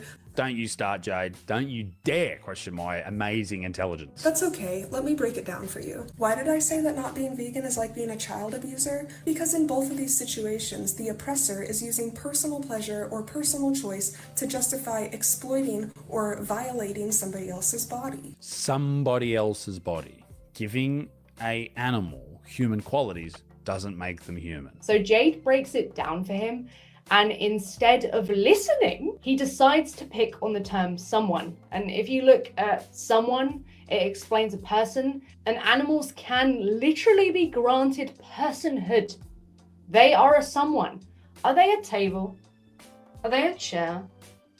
Or are they an individual? Does it make you uncomfortable, Isaac, to connect with the fact that the victims of your choices literally were individuals? Like, what is the motivation for just picking at that? Just like how we don't need to exploit children, we don't need to exploit non-human animals. Non-human animals. That's so unnecessary to say non-human animals. That's like saying non-grass rocks. Like, we know it's not rocks. Just so you're aware, Isaac, Yeah. saying non-human animal helps to connect people to the arguments that they're using. Because if people take it to understand that, yeah, we are indeed also animals, that the arguments we use to justify or attempt to justify exploiting these animals could just as easily be used against us, because there's no morally significant difference. I'm in pain. And just like babies, non-human animals are unable to give us informed consent. Well, that's their own fucking fault. That's disgusting. I mean, if he means it, if it's a joke, then it's about as funny as a joke you could expect from Isaac. The thing that she was trying to hide, maybe she's not trying to hide it, it's just under a different name that I hadn't heard before. It's not OF, it's loyal fans. So before he said, I knew he was going to talk about this because he did this with Tash. So he acted like this was some secret. I've seen Jade make videos about her loyal fans. She did some response video to someone who called her out and she was like, I'm not hiding it. She wants people to subscribe to her loyal fans. I don't know what that is. I assume it's like OnlyFans, but she's doing it to support her activism. And here he is. If he had just done like the minimal amount of research, he would have seen videos on her own channel talking about it. But of course, that would be too hard. Yeah. she was hiding something. She was hidden, and I've exposed it. I found it. And ladies and gentlemen, I'm going to reveal something video about Jade that she really didn't want people to know, I don't think, because I can't find it anywhere on Instagram. If it's so hidden, It is on Instagram. That's where I saw it, or TikTok, somewhere. Isaac, then why is it literally linked in her Instagram bio? What goes through your brain? Here's the thing. Someone who is so against exploitation of She's okay with doing loyal fans herself. It's her choice. You fucking... What's a word for guys like this? So these are like... We got to think of this guy in terms of like a toddler. So one, he wants to be edgy. He really wants to be edgy and shock. And then he gets his panties in a twist when someone has a loyal fans or an OnlyFans. Dude.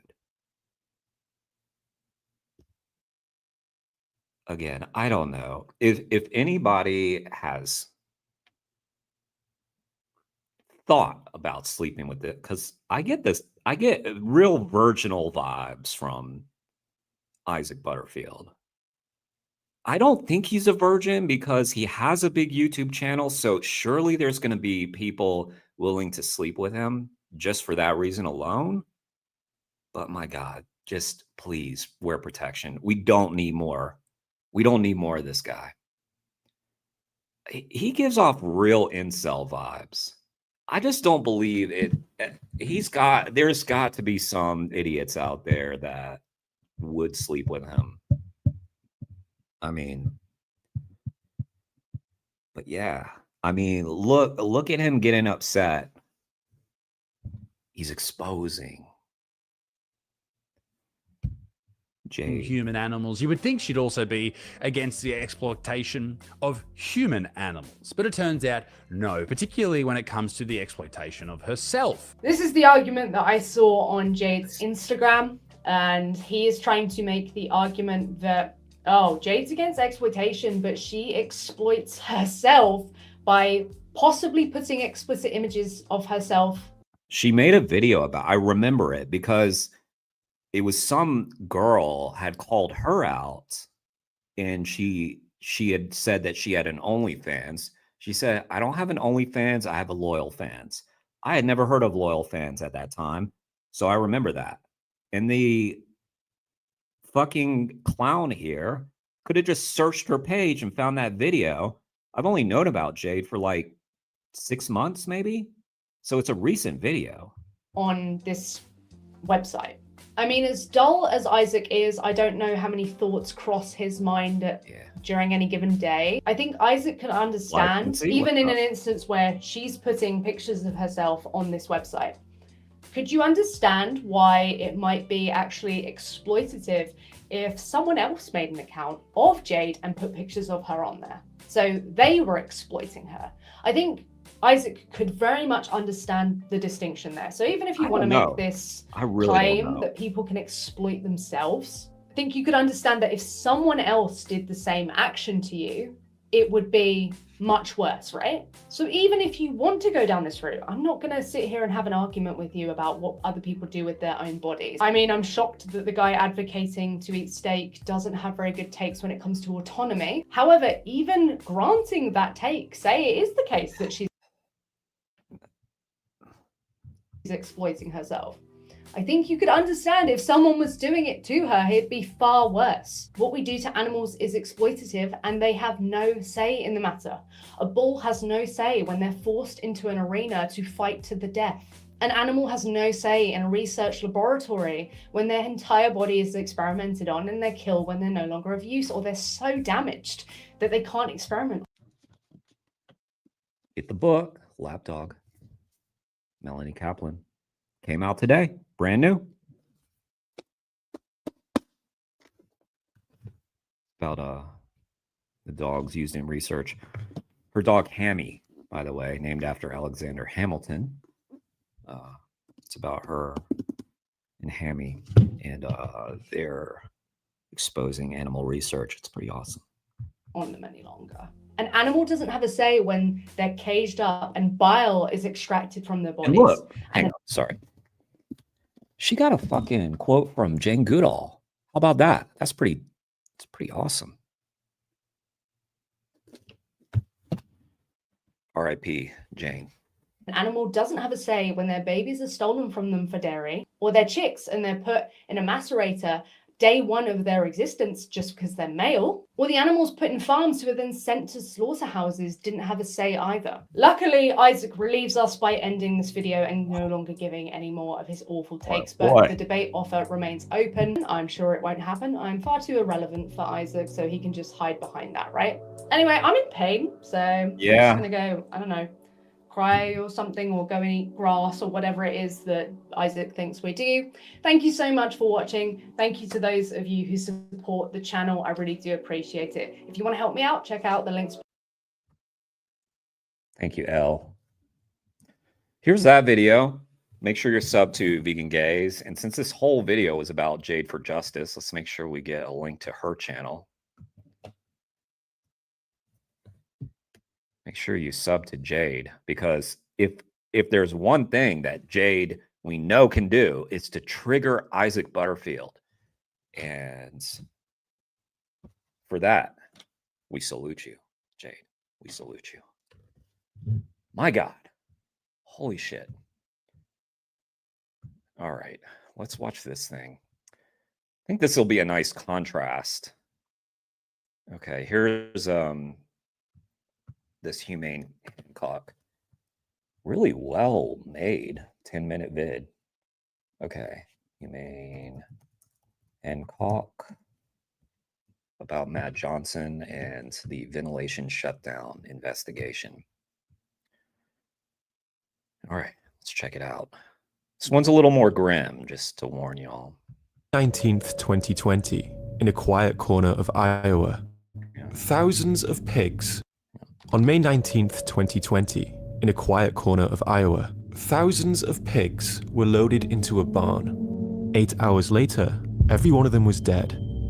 What happened in those hours was something you were never supposed to know. If you were to imagine like a bomb going off in a city, that's what it pretty much sounded like. It was like screaming, but for hours on end.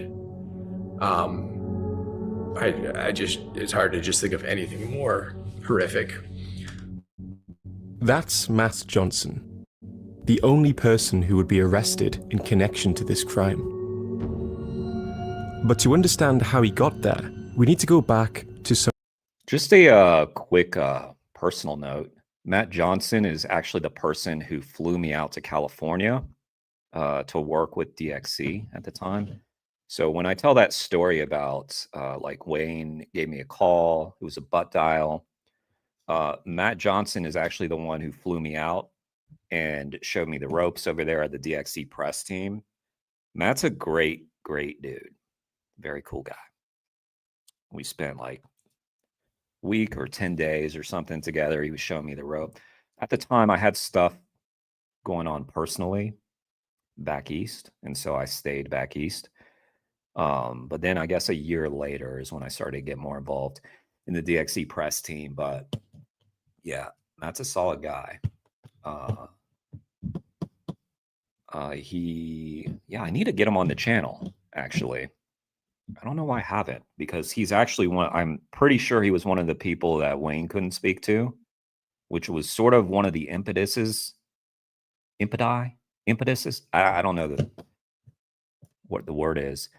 One of the ideas, I mean, I wanted to do my own channel too.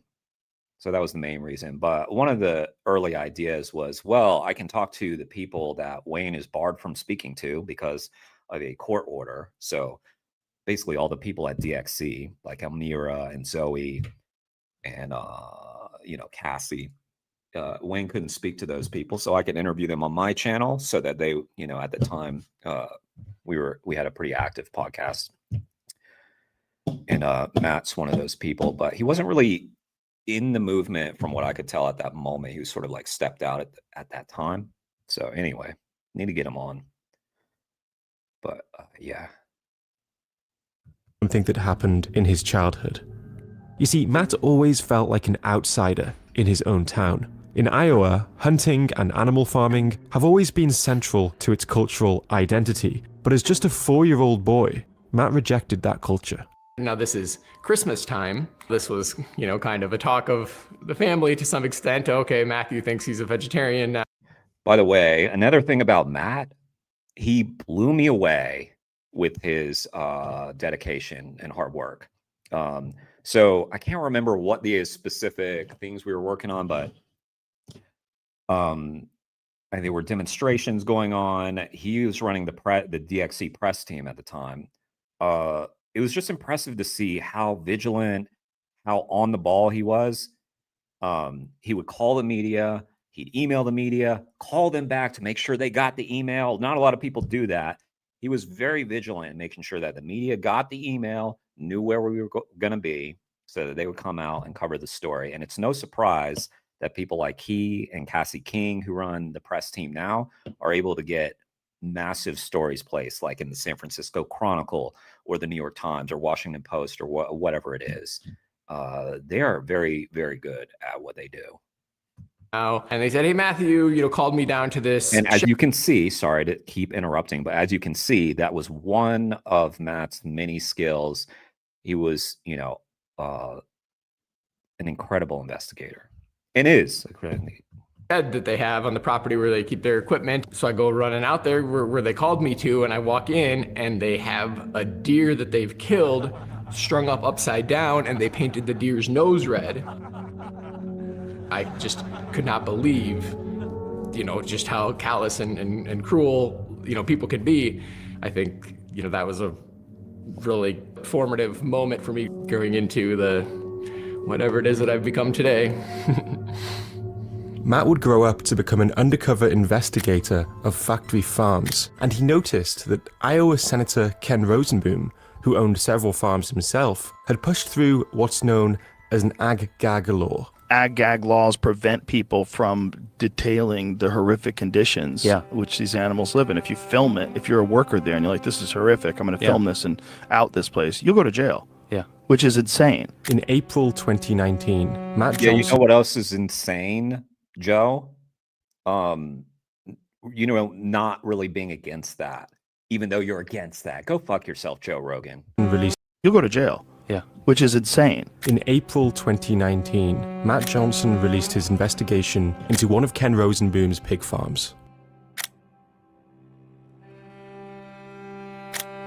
Sorry, trigger warning. Ultimately deciding to rescue a sick piglet he would name Gilly. This caused a big stir amongst the animal ag community of like, hey, we got to crack down, we got to watch out for this stuff. Like, this is really scary if people go in and document what's going on. I mean, they had to put flyers up in their facilities, flyers up with me in Spanish. It says, activist, if you see him near the farm, tell a boss. If he walks in, we're fucked.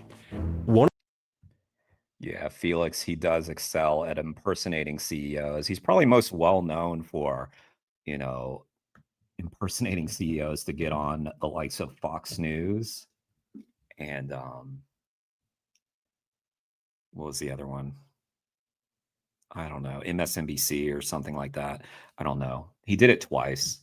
But as funny and as great as those were, I'm glad that this video is out there to show that he wasn't just clowning around, but he was, you know, very serious.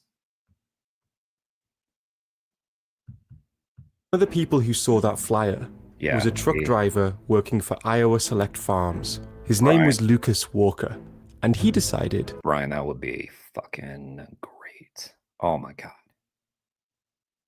The thing is, Joe would just kind of like take it, kind of the way he did with James Wilkes, the creator of Game Changers. And he'd be like, wow, you make great points. And it'd be a great episode. And then he'd just turn around the very next episode and shit all over vegans again. He is such a fucking douchebag. Oh, God. We have people with the privilege of influence that just squander it. It's so frustrating. If only, you know, like imagine having the ability to just say a few words and influence millions of people, and to choose to use that in the way that you do, Joe. So disappointing. Do better, man. to send Matt an email. If you think the senator's farm is bad, something way worse is happening. I feel like I take my fucking channel more seriously than he takes his podcast that reaches millions, maybe more than that, hundreds of millions of people. Here. You see, when COVID was spreading rapidly across the US in 2020, slaughterhouses became a hotspot for the virus. This was because of the close working conditions, the limited sick leave, the fact that many immigrant workers lived in shared accommodations, among other factors. But with workers becoming sick, slaughterhouses across the US needed to shut down, which led to a backlog of healthy pigs who had nowhere to go. So they had a problem. What were they to do with all these animals? They decided we're going to have to kill off a lot of these pigs, and they're going to do it in the cheapest way that was available to them. And it's this process called ventilation shutdown. Ventilation shutdown is a mass killing method in which airways to a building are sealed off and hot steam is pumped in. The animals will die by suffocation or heat stroke in a process that can take several hours. They're just cooking these animals alive. It's the... By the way, some of y'all remember that story we read the other day from Grist? Was it Grist? Some kind of climate. Yeah. But I think it was Grist. But it was about the surveillance of activists. And remember, Matt Johnson was the one that was featured prominently in that, named. They were keeping tabs on him. They were like, watch out for Matt's girlfriend. Telling the local sheriffs and shit, be on the lookout for Matt's girlfriend. I mean, it's just the most horrifying thing you can possibly think of. Oh my God, I'm dropping everything. All my other commitments are gone. We're going to find a way to document this. And this is what led to Lucas Walker agreeing to meet Matt Johnson at a hotel room in Iowa to try and come up with a plan. He had this whole, like, I mean, basically, if you've seen like the old school like atlases, like the Rand McNally like road, but it was like Iowa Select Farm, like all of their facilities, like, hey, this is where this is going on. And so we dragged ourselves to the nearest Walmart and we paid with cash and we purchased some gardening equipment. You know, just cranked it, and we Got set up with these home security type systems, kind of like a Ring camera type of thing. You can just view it and record, and everything is streamed. You got an app on your phone. Separately, we put a audio recorder, you know, sitting there in my hotel room by myself as I check in on the app and see they're loading in the pigs, and this is the most. This is like such a well-made video too, by the way. Like, I wonder if there was a documentary crew along. I don't know the backstory, or if they've recreated some of this or what. Disgusting, cruel, horrific thing that you would never even imagine would be possible. What you're about to hear is a few seconds of the audio taken from Matt's recorder. Trigger warning.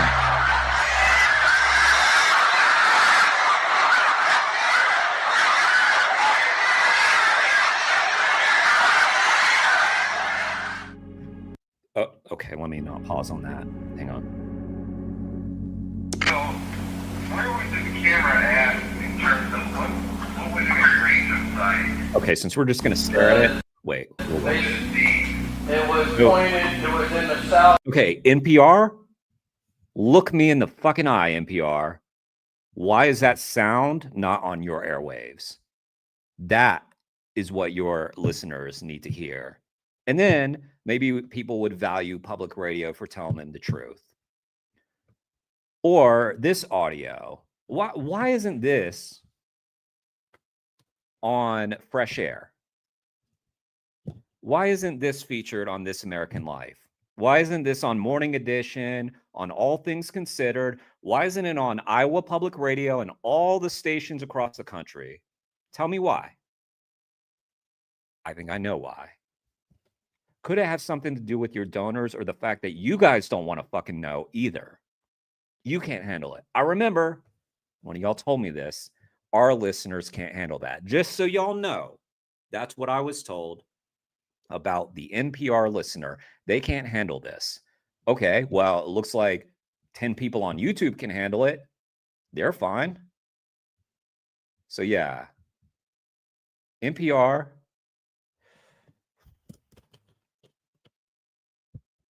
Frustrates me so much because of how compelling that audio is. And that's ventilation shutdown. You could do the gas chambers. You don't think people are going to engage with that story? You don't think that's going to be the moment that they remember? And when they think about giving money to public radio, they're going to be like, that fucking NPR station played something I will never forget. No. They just did a fucking review of the latest Marvel movie and wasted my time for 8 fucking minutes telling me about the slop that Hollywood put out. Fuck you, NPR. Fuck you. Southeast corner in the inlet, and it was pointed toward the steam hoses. I don't care. Like, I will burn all the bridges too. I don't give a fuck anymore. Like, I just want y'all to know how I feel about NPR. And all the future NPR people that I hope to work with, get fucked. And do better. And then and let's work together. Let's make it happen, guys. And fuck you. Could they see the... I don't know. From the cameras where the cameras were setting, it would give a view. It would give a view of the pin across from one side of the building to the other. That could be on their airwaves, but no. It would it might upset some people, including the Farm Bureau, right? Yeah. Oh man. It's just that I've learned all these people calling themselves journalists are not journalists. Activists are journalists. So there are good people at NPR. There's good people in public radio. I don't mean to sell out everybody, but damn. And there are journalists there. But damn. I have not met better journalists than Matt Johnson, Cassie, Wayne, a lot of other people who deserve credit, but may not want their name out there. I have no idea. I would say that. I don't know, like what conversation do these folks like have like amongst themselves where it's like our place where we do what we do, like we are apparently fucked if people even know what we're doing on a day-to-day basis in our job. That's like such a, God, that's just got to be so demoralizing to exist in. I just talked to Gail Eisnitz. You know, I think that's my last interview on my channel, the most recent one. And she was talking about how Fresh Air just ghosted her, that they were in contact. Her book about 40 years of investigating slaughterhouses, exposing horrific abuse, and Fresh Air ghosted her. Yeah. Great. In that world, I guess, you know, nobody wants to work those jobs. You know, it's people who are desperate, no other options, basically. Maybe they'll interview Melanie about this one because there's a dog on the cover. How about that, NPR? You think your listeners can handle that? I would like to file a complaint. I've documented a case of really, frankly, extremely troubling and horrific livestock neglect. Hundreds of pigs, and this just happened within the past few hours, were put inside of a barn. You know, I didn't realize in my 15 years of talking to NPR listeners that I was talking to a bunch of pussies. I didn't have that view. I thought our listeners can handle this shit. And I know they can. See, that's the thing. It's insulting. It's insulting to the listener. Like, I had respect for the listeners, their time, their intelligence, their curiosity. I remember when I got into radio, George, my guru, George was like my mentor. Such a great guy. Such a great guy. He told me, like, one of the first things he told me about was the NPR listener. He said, they're curious. Like, I don't remember exactly what he said. He said, they're curious, they're intelligent. I don't know what else he said, but it was something like that. And that was ingrained in me from the very start. And that's true. They don't want to be spoon-fed fucking baby food. They want to hear what's going on in the world. That's why they tune in. I don't understand how you can have the view that they can't handle it when you play the BBC overnight, most of these stations, and they hear about fucking world catastrophe all night. Or, you know, on a lot of this, it's just so fucking lame. And essentially roasted to death. Okay, and you said you had video proof of it? Yeah. How'd you get that? That night at 4 a.m., Matt would be woken up by some very loud banging on his door. And I like Fresh Air. I like Terry Gross. I just, you know, she's honestly one of the best interviewers. And she raises good awareness about important things too. So why not animals? I don't get it. Bang, bang, bang, bang. Housekeeping. What the fuck? Yeah, open the door and they grabbed me up and pushed me against the wall, like the whole thing. When Matt was released from jail, Lucas informed him that ventilation shutdown was happening again in the same location tonight. So Matt and a few other activists headed to the site. We have three brave individuals here with us. You want to shine light on them? Three folks here who were putting themselves on the line, putting their freedom on the line. This fencing system behind us is all new. It wasn't here just a couple weeks ago. And they've provided us something to chain ourselves to. Put an end to this process. Put an end to ventilation shutdown. It's an ask of Governor Kim Reynolds and of Iowa Select Farms. But we won, like where we succeeded in that night. Like they did not end up doing it at all. ISF never did VSD ever again after that time when we captured it. Yeah, I mean, we had a real world impact, you know. So, you know, hey, we all have more power than we think. Yep. Animals are some of the most vulnerable beings among us. They can't tell us when someone hurts them. And our legal system isn't protecting them enough from companies who prioritize profit above everything else. And what's most disturbing about ventilation shutdown is that once you look into the standard legal practice in the meat industry, this story isn't surprising. The life of a typical pig can be found here. I won't tell you this rabbit hole is pleasant, but it is important. This video is dedicated to the millions of animals who died by ventilation shutdown during COVID-19. It's dedicated to the billions of animals suffering in factory farms and slaughterhouses today. And it's dedicated to the criminals who might one day be seen for what they really are. I see what you did there.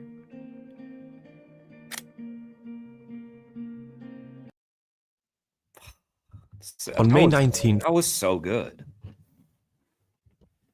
Humane Hancock always makes good videos, but that was maybe one of his best. There's a link. Y'all know what to do. You do, right? You do. You know what to do with that. All right. Let's check out the latest with Zoe's trial.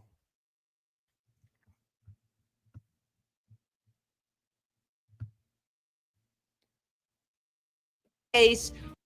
Okay. Chained TV.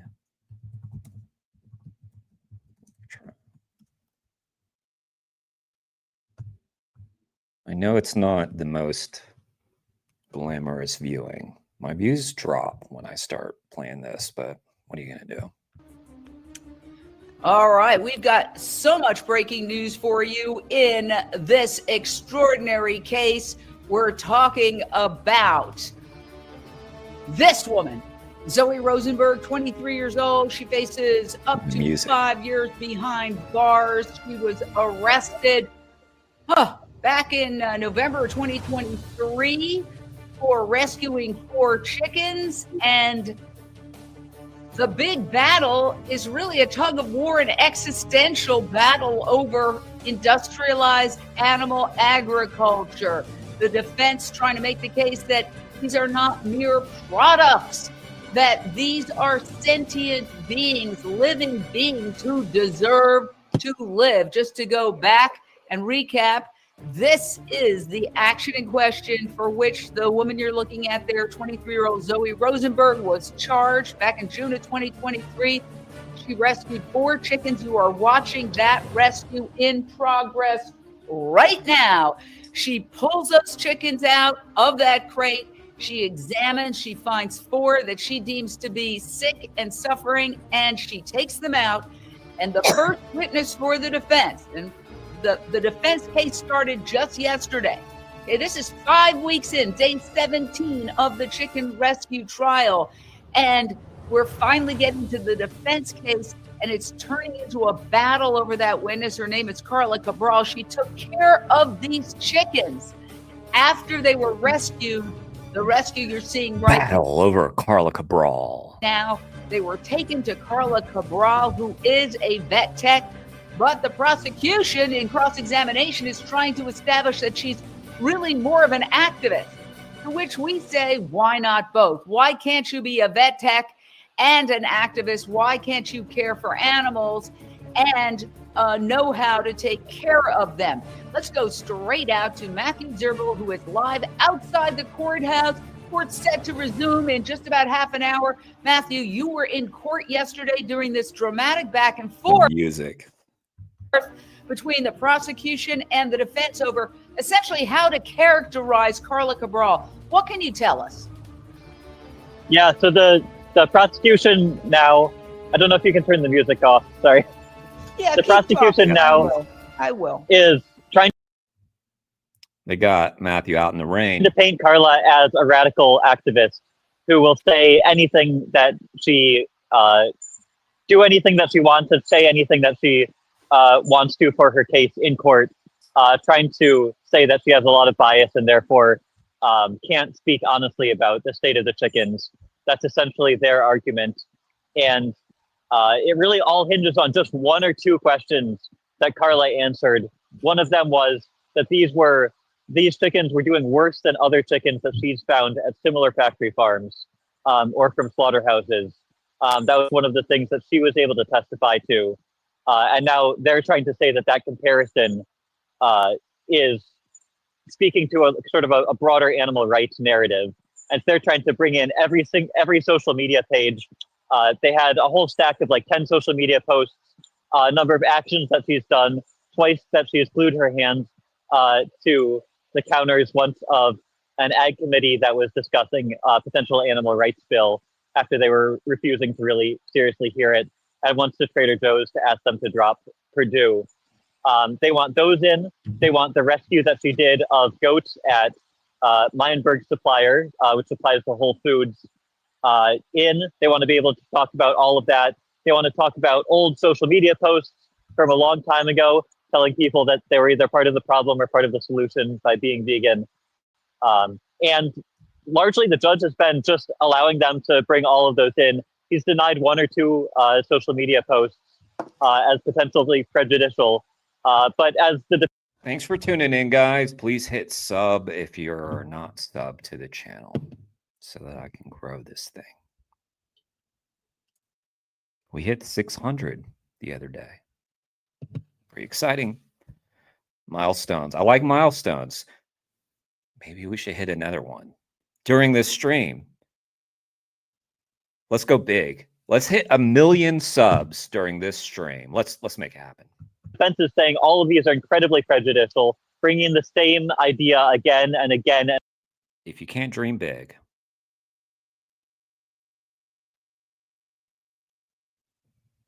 and again, just to hammer it home, just to... I had nothing to say after that.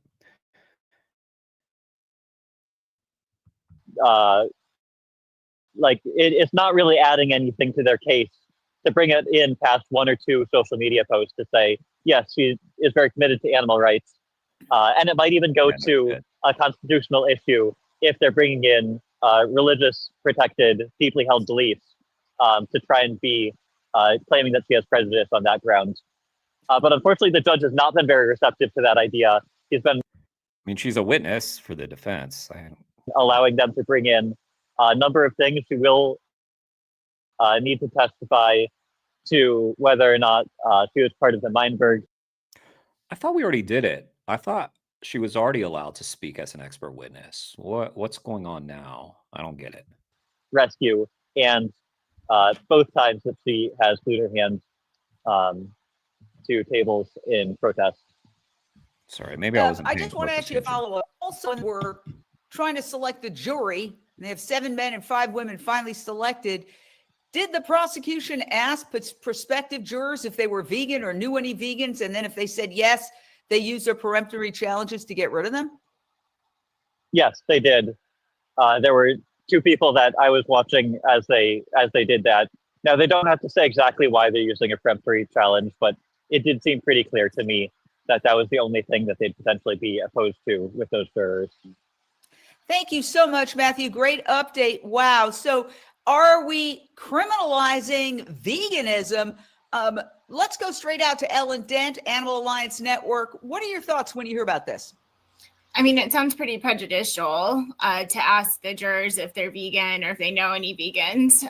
It just seems like pretty outlandish to even go into the fact that you might know a vegan. Yeah. I hadn't heard. Do you know vegans? Are you vegan or vegetarian? I've heard that. I haven't heard, do you know any vegans? I know there's somewhere around 1 to 2% of us out there, but most people do know someone vegan, and I don't know how that would, hinder them from being able to make an unbiased decision in this case. So I wonder what kind of rights we have as vegans not to be discriminated against. Very interesting points. Now, what I'd like to do before we go further is to play some sound of Carla Cabral herself talking about this case. This is on social media. So let's listen in and then analyze on the other side. She's very forceful, but is what she's saying inherently bad? In other words, can you be a vet? Hey guys, just want to let you know that so far during the stream, I've gotten 0 more subs. So we're well on our way to that million sub goal. tech, which we're going to talk about her credentials in a moment, and have strong feelings that animals aren't products. What would you do to save someone's life? If they were sick and needed help, would you help them? What if doing that meant you might go to jail? Well, my friend Zoe Rosenberg did save not 1, but 4 lives. Poppy, Aster, Ivy, and Azalea were very sick, crammed into crates on the back of a transport truck at Poultry Slaughterhouse in Petaluma, California. Zoe saw them and took action. She saw that they were in desperate need of medical attention, so she saved them. And after a lot of care, they're alive today. But for this act of kindness, she was arrested and is facing up to 5 years in jail. Why? Because they're chickens. And today, they are seen as things. As the law stands, these beautiful sentient beings are mere objects, commodities. But we know better. People acknowledge that a dog or a cat is not an object, not a dented can on a shelf. And chickens are no different in any of the ways that matter. Zoe has spent her entire life fighting for the rights of all living beings, and I stand with her in that fight. Will you?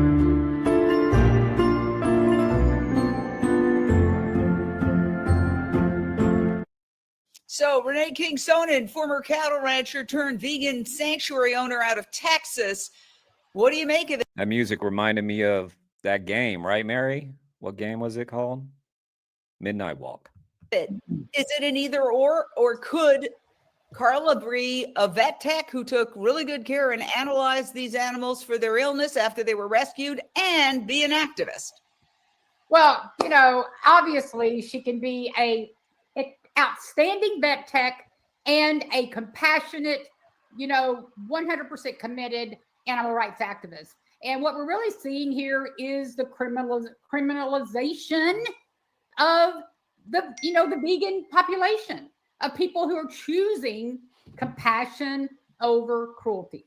Zoe rescued, let's be clear, 4 chickens. Carla examined them as a vet tech. And now both of them are being painted as radicals, you know, or extreme, you know, or into this extreme purview.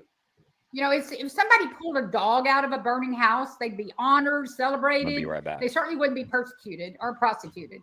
The only difference here is the species. And so by putting vegan activists on trial, it's sending a real chilling message, in my opinion. You know, don't challenge the system. Don't rescue the victims, and don't speak up for animals. You know, it's not just Zoe that's on trial here. It's our very heart, our heartbeat, you know, for these animals. And, you know, Carla is like the bridge the jury needs to hear. She's not just an activist. She's a trained veterinary technician with years of experience caring for animals in emergency rooms. She examined those chickens, the rescues, and saw horrible wounds, infections, suffering, you know, and instead of honoring her expertise, what are they doing? The prosecution is demonizing her because of her compassion, because she's an animal rights activist. But science and compassion, they should not be on opposing sides here. They're actually inseparable when it comes to the truth here. All right. Well, let me just talk a little bit about her background. Her background, which came out in court, is that she started her career in vet tech school, and then she learned assessment and caretaking of animals. She worked at an emergency vet hospital in the overnight emergency room in New York, in emergency triage and the ICU there, training other vet techs. She moved to Arizona, University of Arizona, as a research specialist to run a lab, train students, and monitor mouse colonies. And this is now how I'm learning that, yes, she was previously involved in sort of the vivisection world. And, you know, a lot of people who are in a situation where they see animals in laboratories become animal activists.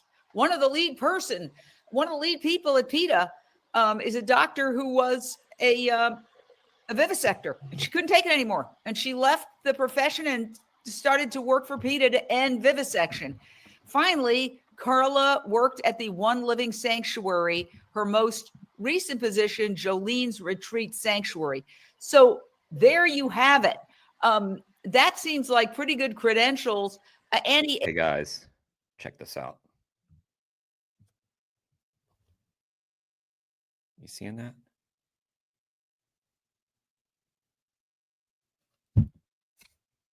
Where should this go? I feel like maybe up here, huh? Let's see. Can it rest? Might damage. Hang on. I don't know. Jeremy Ave. Let's see if that works. Oh, it kind of works. Kind of works. Kind of works. We'll leave it like that for now.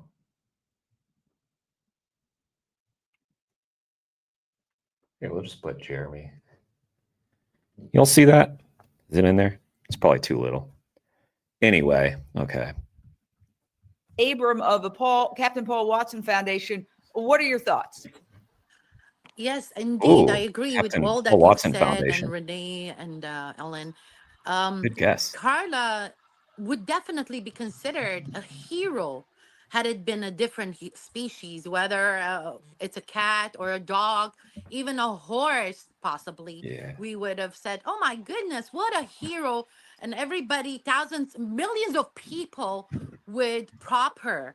But just because of species difference, and this is based on discrimination, innate discrimination, that we've been raised to think that one species has higher priority over another.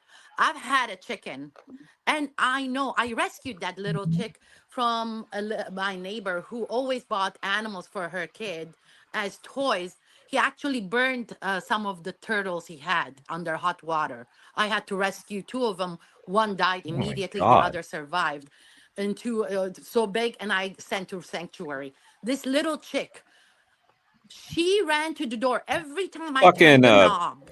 The key. keep tabs on that kid. That kid sounds like a fucking little serial killer. Starts with animals, guys. Damn. She would run with chick, chick, chick sound and run with her wings backwards like a dog until I would carry her. She would not muzzle and then cuddle with me in my arms. That's when she was quiet and comfortable, just like a dog or a cat. I was shocked to learn this. I didn't expect all this. What's They're up, none of no your different business? than our dogs and cats. And they deserve the same consideration, love, and care and rescue we give. And considering those who rescue them, love them as heroes, not criminals. Especially Zoe, with her illness, I prop her. What a beautiful soul. She has the heart, the soul, the courage to put the animals before her. So, yes. And you know, and Carla too. it's not obviously. just you saying that. There are people coming out of the woodwork to praise Zoe, and they're not exactly just fringe animal activists. Moby is one of the most successful musicians in the world. He is a pop star, an award-winning artist, and it's worth playing. He has also publicly praised her, comparing Zoe, the defendant, to Martin Luther King. So the fact that the Chronicle and Yahoo News are covering it and calling it a chicken rescue trial, I think that's great. Isn't that great? Yeah, so it's people want to do the right things, but I feel like everyone's just so overwhelmed. We made a movie last summer and Zoe was in the movie. What I would say to Zoe, because I've never been in that situation, so I can't be so presumptuous as to say I understand it, but when you look at history, the number of people who've been where she is, the people who've been arrested and persecuted for their ethical beliefs, she's certainly in good historical company. You know, she's in company with Cesar Chavez and Martin Luther King Jr. and on and on and on, like with the suffragettes. Like, so many people have been arrested for doing the right thing. So I don't know if there's any comfort in that, but she's certainly on the right side. I wonder if Jane's using A44 music, because it's very like horror filmy. Side of history. So there you have it. You have one side, the prosecutor, essentially trying to say, well, you I mean, what they're trying to say is you can't really. Hey guys, speaking of celebrities, did y'all see that thing with Josh Brolin where he had worn a Berluti jacket, and then activists called him out because of their ties to the fur trade, and then he put out a real heartfelt statement saying, you know, my mom was an animal activist, and you know, apologies to her for not educating myself about it, and I'll never wear Berluti again. Pretty fucking cool. Check out Josh Brolin's Instagram page and show him some love for that cool statement he made.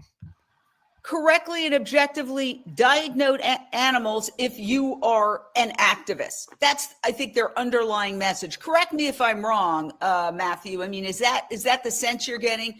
Because we're going to get into what she saw on these chickens and what she testified, the illnesses.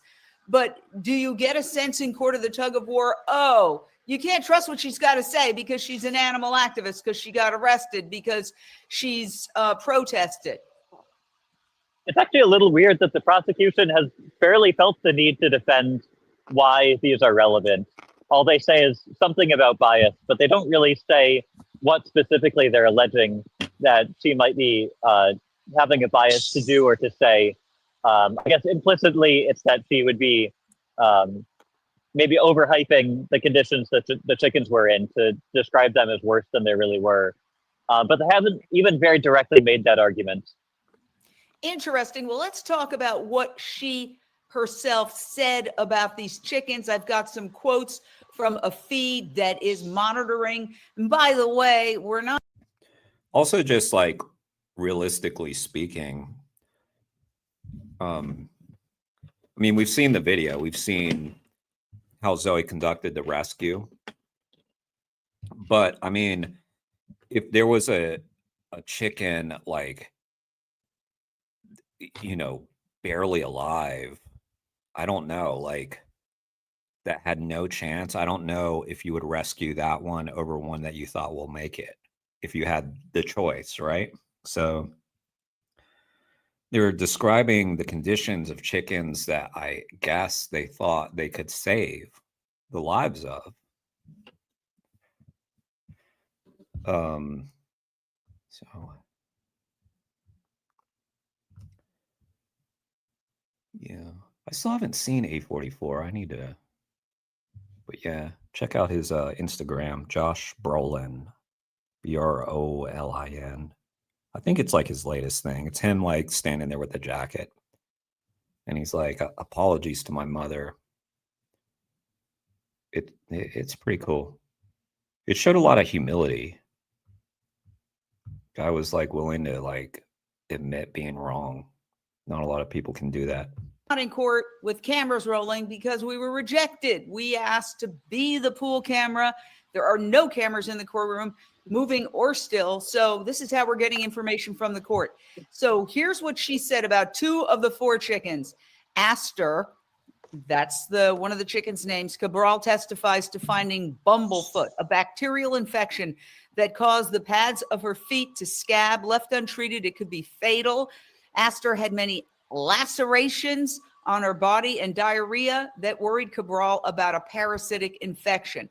Now, moving to Poppy, another one of the 4 rescued chickens, she had a large wound on the end of one toe, a wide stance, and was wheezing and had effortful breathing. And then the jury saw footage of Carla bandaging Poppy's leg. Poppy was sent to a medical center for further help. So, what do we make of that? I mean, that's very specific, Michael Fujimori, of what the defense is saying. They're saying that these weren't. I've got that t-shirt. PETA sent me that when I was out to do a pride thing, and over a year ago, they mailed me a t-shirt. They were so nice. They were like, how many people are you going to have? What are their size? What kind of t-shirt do they want? All for free. Just randomly rescued animals, that they were sick animals who needed to be rescued. Yeah, I agree that This was definitely a compassionate act. And like everybody else has been saying, if it was a dog, she would be praised. But because of they're only chickens, It's cool that we got like the Paul Watson Foundation in the house for this stream. that this is actually being brought into a court of law when it's obvious that there was really no crime committed. And it was just an act of compassion from Zoe to try But and my help report. question is, will the jury accept what she has to say with the prosecutor hammering home over and over again, which the defense says is very prejudicial, her animal rights activism? I would hope not. I would actually hope that the jury would take into consideration Carla's experience as a vet tech. And but it's obvious that the strategy of the prosecution is to try to tie Carla in as somehow being biased towards the defendant, Zoe. So I would hope that the jury would not take that into consideration and just look at the facts of the case. Thank you so much. So Zoe and Carla have been involved in a lot of actions. And while to the general public, they might seem very unusual, and of course, the company in question has characterized Direct Action Everywhere and all its members, including Carla Cabral and the defendant Zoe, as extremists with a radical agenda to end animal agriculture, denying all allegations of animal cruelty, and they're invited on any time. But let's take a look at one of the recent actions and then talk about it on the other side. I'm going to try to play this to you, and let's see how it goes.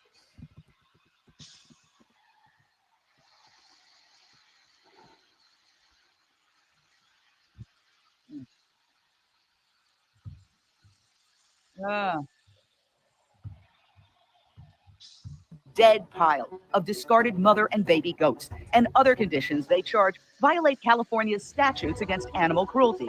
Instead, sheriff's deputies handcuffed the 5 activists, including Carla Cabral, who was leading chants at the Animal Liberation March in Petaluma only 3 days earlier. Because fashion is no excuse. Entertainment is no excuse. Tradition is no excuse. Heritage is no excuse. There will never be an excuse. It does take all of us. We're dealing with a lot of different systems of oppression against a lot of different individuals, vulnerable people, as well as vulnerable animals. In an unusual twist, the activists who were handcuffed did not end up sitting in jail behind bars. Most were dropped off at the local train station. And we must speak up. We cannot stay silent, no matter what this system tries to do to us.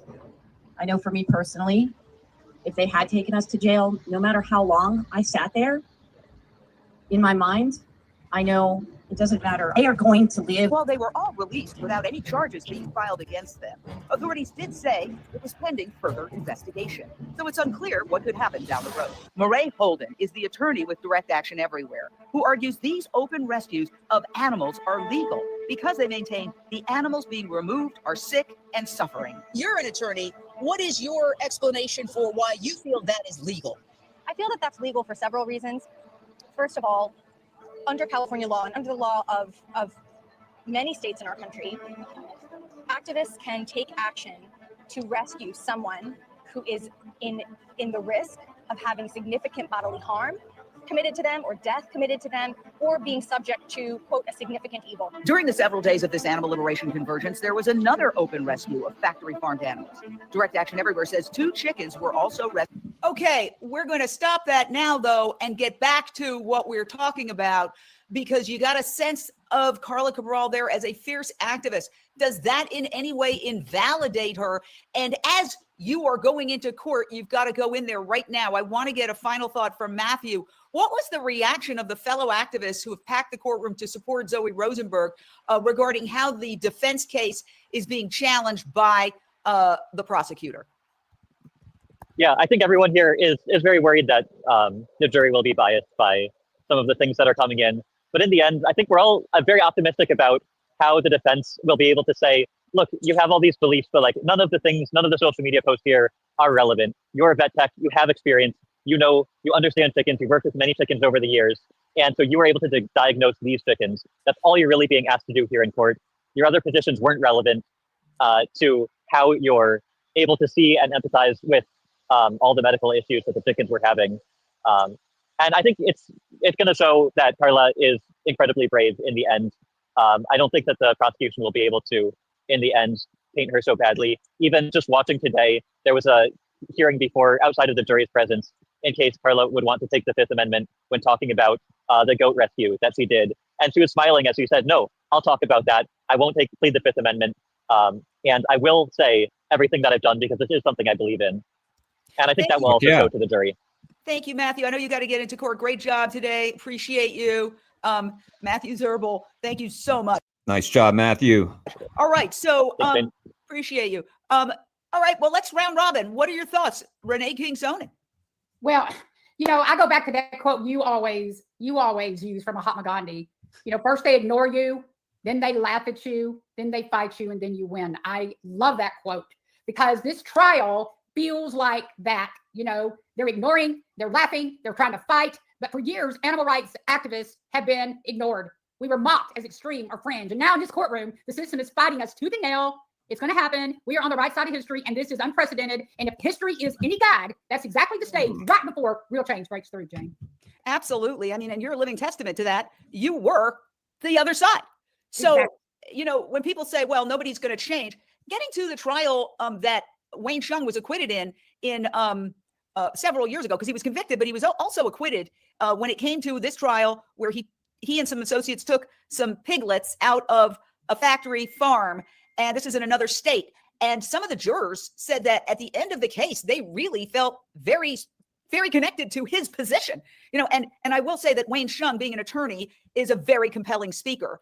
And when he spoke, he really has a way of moving people. And here's the person I'm talking about, Wayne Hsiung, who's been arrested many times. He's a constitutional law professor, and he often defends himself in court. And sometimes he's acquitted, sometimes he's convicted. But in the time that he was acquitted in that pig rescue case, essentially, some of the jurors afterwards said that they really were. He just gets convicted when he has bad paralegal, when he's got me on the team. My bad, Wayne. I did my best. Moved by his activism and actually felt more aligned with that side. So miracles can happen. A cattle rancher can become a vegan sanctuary owner, Ellen Dent. And some of these jurors may not be as, let's put it this way, easy to navigate, easy to direct as the prosecution thinks they are. Yeah, I really hope that the jurors, see themselves in Zoe's position and, think about what they would do as well. Because I think it's the natural instinct of people to want to help another being that is suffering, no matter who they are. And so even if they are a chicken or a dog, when you're in that situation and you see another animal that is in distress, our natural instinct is to help them in any way that we can. And that's exactly what Zoe did. And I also quoted Martin Luther King in another live, saying that we have the moral responsibility to break unjust laws. It is unjust to have these animals in this situation and suffering on these trucks, and they do deserve to be rescued. Just like Mariah said, there is a necessity to save them. Even if they take away that necessity defense, there's still that necessity that they needed to be saved. You can see the description that Carla provided. If that's not an expert, I don't know what is. Just going through the different injuries that Ivy, Poppy. All right, let me skip through a little bit because we sort of got the news. Let me hang on. Let me go to yesterday's update and then we'll watch like the early part of that one too.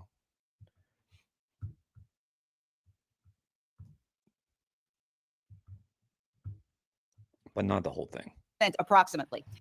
Chicken rescue trial, and it's going to be really historic, as Zoe says. It was worth it all This was when to the rescue defense these four began. Let me innocent go ahead and beings link that she these. rescued from a slaughter truck way back in 2023. This is the moment that everybody's been waiting for since June 2023. You're seeing her commit the alleged crime for which she is charged, rescuing 4 chickens from a slaughter truck in Sonoma County, California. She could do 5 years in prison. And we are going to hear from a very special guest in just a moment who will bring us an entirely new perspective in this case. But first, let's go straight out to the courthouse where our reporter Matthew Zerbel is standing by as supporters of Zoe Rosenberg gather to enter the courtroom in just a couple of minutes. So without further ado, we are going to go straight out to Matthew Zerbel. Matthew, just Give us a sense Take it of away, Matt. what's happening there, the intensity, the emotion. Yeah, Jane, well, we've got a lot of people gathered, and this is still early. We're expecting, I think, a good number of people more to gather as we get a little bit closer to the start of court, which is in about a half an hour now. So we're all very excited to hear Carla and Rocky's testimony today. Carla, especially being able to testify as an expert witness, will be able to say just a little bit, unfortunately, but a fair bit of what she was experiencing, what her conclusions were about the chickens that she rescued. And so the trial is about to really shift from what happened to why it all happened. And there's a picture of Carla. She was the one who took in the chickens after Zoe Rosenberg rescued them. Can you flesh that out a little bit? Yeah, unfortunately, I don't know the full timeline of events afterwards. So I'll be learning in court along with the jury. But I believe so. I believe she took in the chickens, did the initial caregiving, sent her report over to Dr. Rosenberg. Thank you so much. We'll be back to you in a second. Now, our very special guest. This is Tracy Glover, and she runs a Sweet Peeps Chicken Sanctuary in Alabama. Tracy, who are you with? You've been following this case. What are your thoughts and feelings about it? Oh, man. Hi, yeah, thanks so much. If I still lived in Alabama, I'd have to be friends with Tracy. Much for having me. This is Jasmine, and Jasmine is the same kind of chicken. I wonder what it's like to be vegan in Alabama. We'd have to stick together, all of us. That Zoe rescued, a Cornish cross. Nice. She also was rescued from a factory farm about 6 years ago. And when I watch the footage of the rescue, all I can think is about my chickens. So I currently have 24 right now, and every single one of them, I mean, they're sentient beings. So, you know, to see them crammed into that crate, I just can't imagine that they're not having like wings broken or bones broken. I mean, they're living beings. They're not things. And it just, I can't even quite put into words how much it hurts my heart to think about somebody like Jasmine being treated like that. Jasmine and every other chicken here is an individual. They are intelligent. They are sensitive. They have emotions. They are not different. Now I've got 3 houseflies on this one. Spiders disappeared over here. 3 houseflies over here. They're multiplying. Last time it was 1 housefly. 3 now. In any relevant way from our dogs and our cats. I also have dogs and cats, and you know, they're all individuals. But the bond I have with the chickens is the same. And I just, you know, if we wouldn't do it to dogs and cats, then I don't, you know, we shouldn't be doing it to chickens. So many people have talked about this case as really highlighting a cultural divide. When the officer in the prosecution's case testified, he referred to the chickens as products and said, I wouldn't interact with these products because of contamination risk. What is your reaction to that? Essentially, I mean, let's face it, to give him, you know, a little leeway, everybody who buys chickens in the store when they're dead refers to them as products, essentially. Right. I mean, it's just such a fiction. It's so counter to reality. You know, I mean, again, like, yeah, when people buy animal products in the store and they are already, you know, they've already been, when people buy, it's so counter to reality. Bird bones are very fragile and they have very little blood in their bodies. Just a small cut and a few drops of blood can kill them or get them too sick and weak to live. You know, I mean, again, like, yeah, when people buy animal products in the store and they are already, you know, they've already been slaughtered and cut up and they don't resemble the living being that they were. But like, especially you're talking about these animals at the slaughterhouse, they're obviously not things, they're living beings. Like, I mean, I think it reflects so accurately the way that they're treated. Like, if they were things, it would be okay to treat them like the industry does. But it's just such a lie. It's such a, I mean, I think it's like the lie that we have to tell in order to be able to do to them what we do. But, you know, you just, it's just not reality. It's like we can, you know, when you see the animals themselves, and especially, I mean, I wish everybody had a chance to get to know them as individuals, because it just puts the lie to that whole story that we've been told, you know, I think our whole lives in this society, that chickens and the other animals that we eat are fundamentally somehow different from other living beings like dogs and cats. I mean, I don't know, just to hear them talk about his products it's just insanity. It's like, it's insane. It's so disconnected from the reality. Like, this is obviously not a product. Jasmine is not a product. Jasmine is a living being who feels pain and on the other side, like, feels joy. Like, you know, the animals at Sanctuary, the animals here, they're such joyful, happy, sweet little people. They feel safe here. And that's the other thing, is like, just thinking about, you know, my whole goal, my whole mission here is to keep these animals safe. and to make them feel safe. And to see all those animals in the video with the rescue, you just know that those animals are terrified and they're babies. You know, I mean, I see here all the time, if there's, you know, a hawk or something, and one of the chickens will spot the hawk, and, you know, you can see the fear in their faces and they run for cover. Or, you know, if a strange person even comes onto the property, they don't know if they can trust them or not. And you could just see it in their faces. They look to me like, is this person okay? Is this situation okay? And I mean, again, these are babies. They're, you know, what, 6, maybe 8 weeks old. They're just these innocent, fragile, fragile. And to cram them in there like that, I mean, if they were products, if they were inanimate objects, that would be fine, but they're not. They're living beings. And they're you know, I can't imagine the trauma of that baby right there, the fear, just the misery of their whole existence. And every chicken that was shoved back there, they're dead. Right. 4,000 chickens approximately, according to the defense, in every truck. And one of the reasons I just want to state why this is an historic trial is that it really goes to the heart of animal agriculture. Companies aside, chickens are the most killed by far. This is figures from 2022, more than 75 billion chickens. If you were to remove chickens from the food chain, the number of animals killed would drop by 95% approximately. Now, let me say this. Purdue is invited on any time. They say they have high animal welfare standards, no cages or crates. Well, okay, but obviously that's not true during transportation because they were transported in crates in the truck. So we invite them on anytime to discuss that. And also they have an entire website devoted to their record on animal welfare, corporate.purduefarms.com/responsibility/animal care.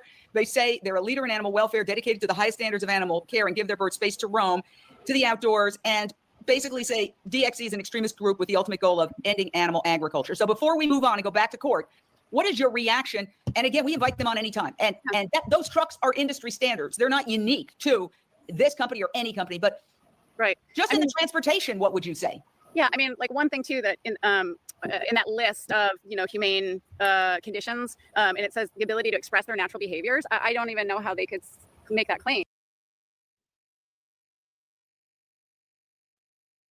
Don't fuck with me, Mary.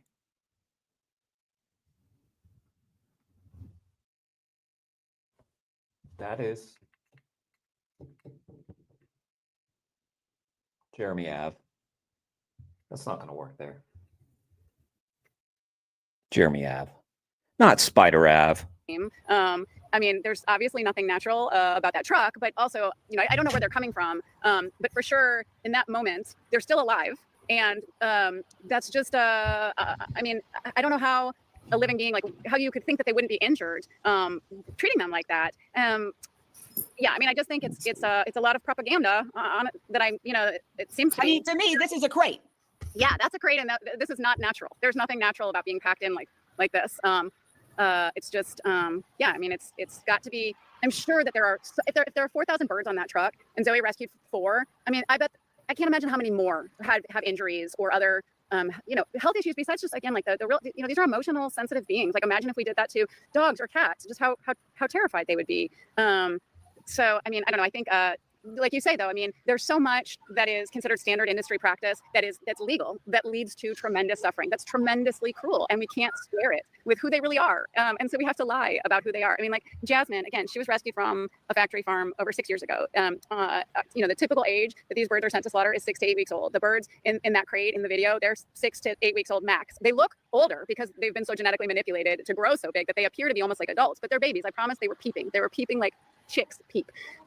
And they can have, you know, like their lives, obviously, like you said, the rest of them have all been sent to slaughter, whereas the 4 that Zoe rescued, right, they're getting to live the lives that they deserve to have. I mean, Jasmine, for one, again, this is like one bird. Every single one. I see how she's nuzzling under your arm. She would stay. I mean, sometimes, like, again, if there's like a good treat or something, she might, you know. All right. W. Tracy. All right. I think I'm going to call it there. We're not really on this video. They weren't really updating too much. Probably hadn't even gotten into court yet or something. All right. Thanks for watching, everybody. Have a good night. I'll probably game later. So, yeah. And don't forget the new book. Hot Dog. There you go. Check it out. Just came out today. Get that shit. All right. Take care, y'all. Bye, Mary.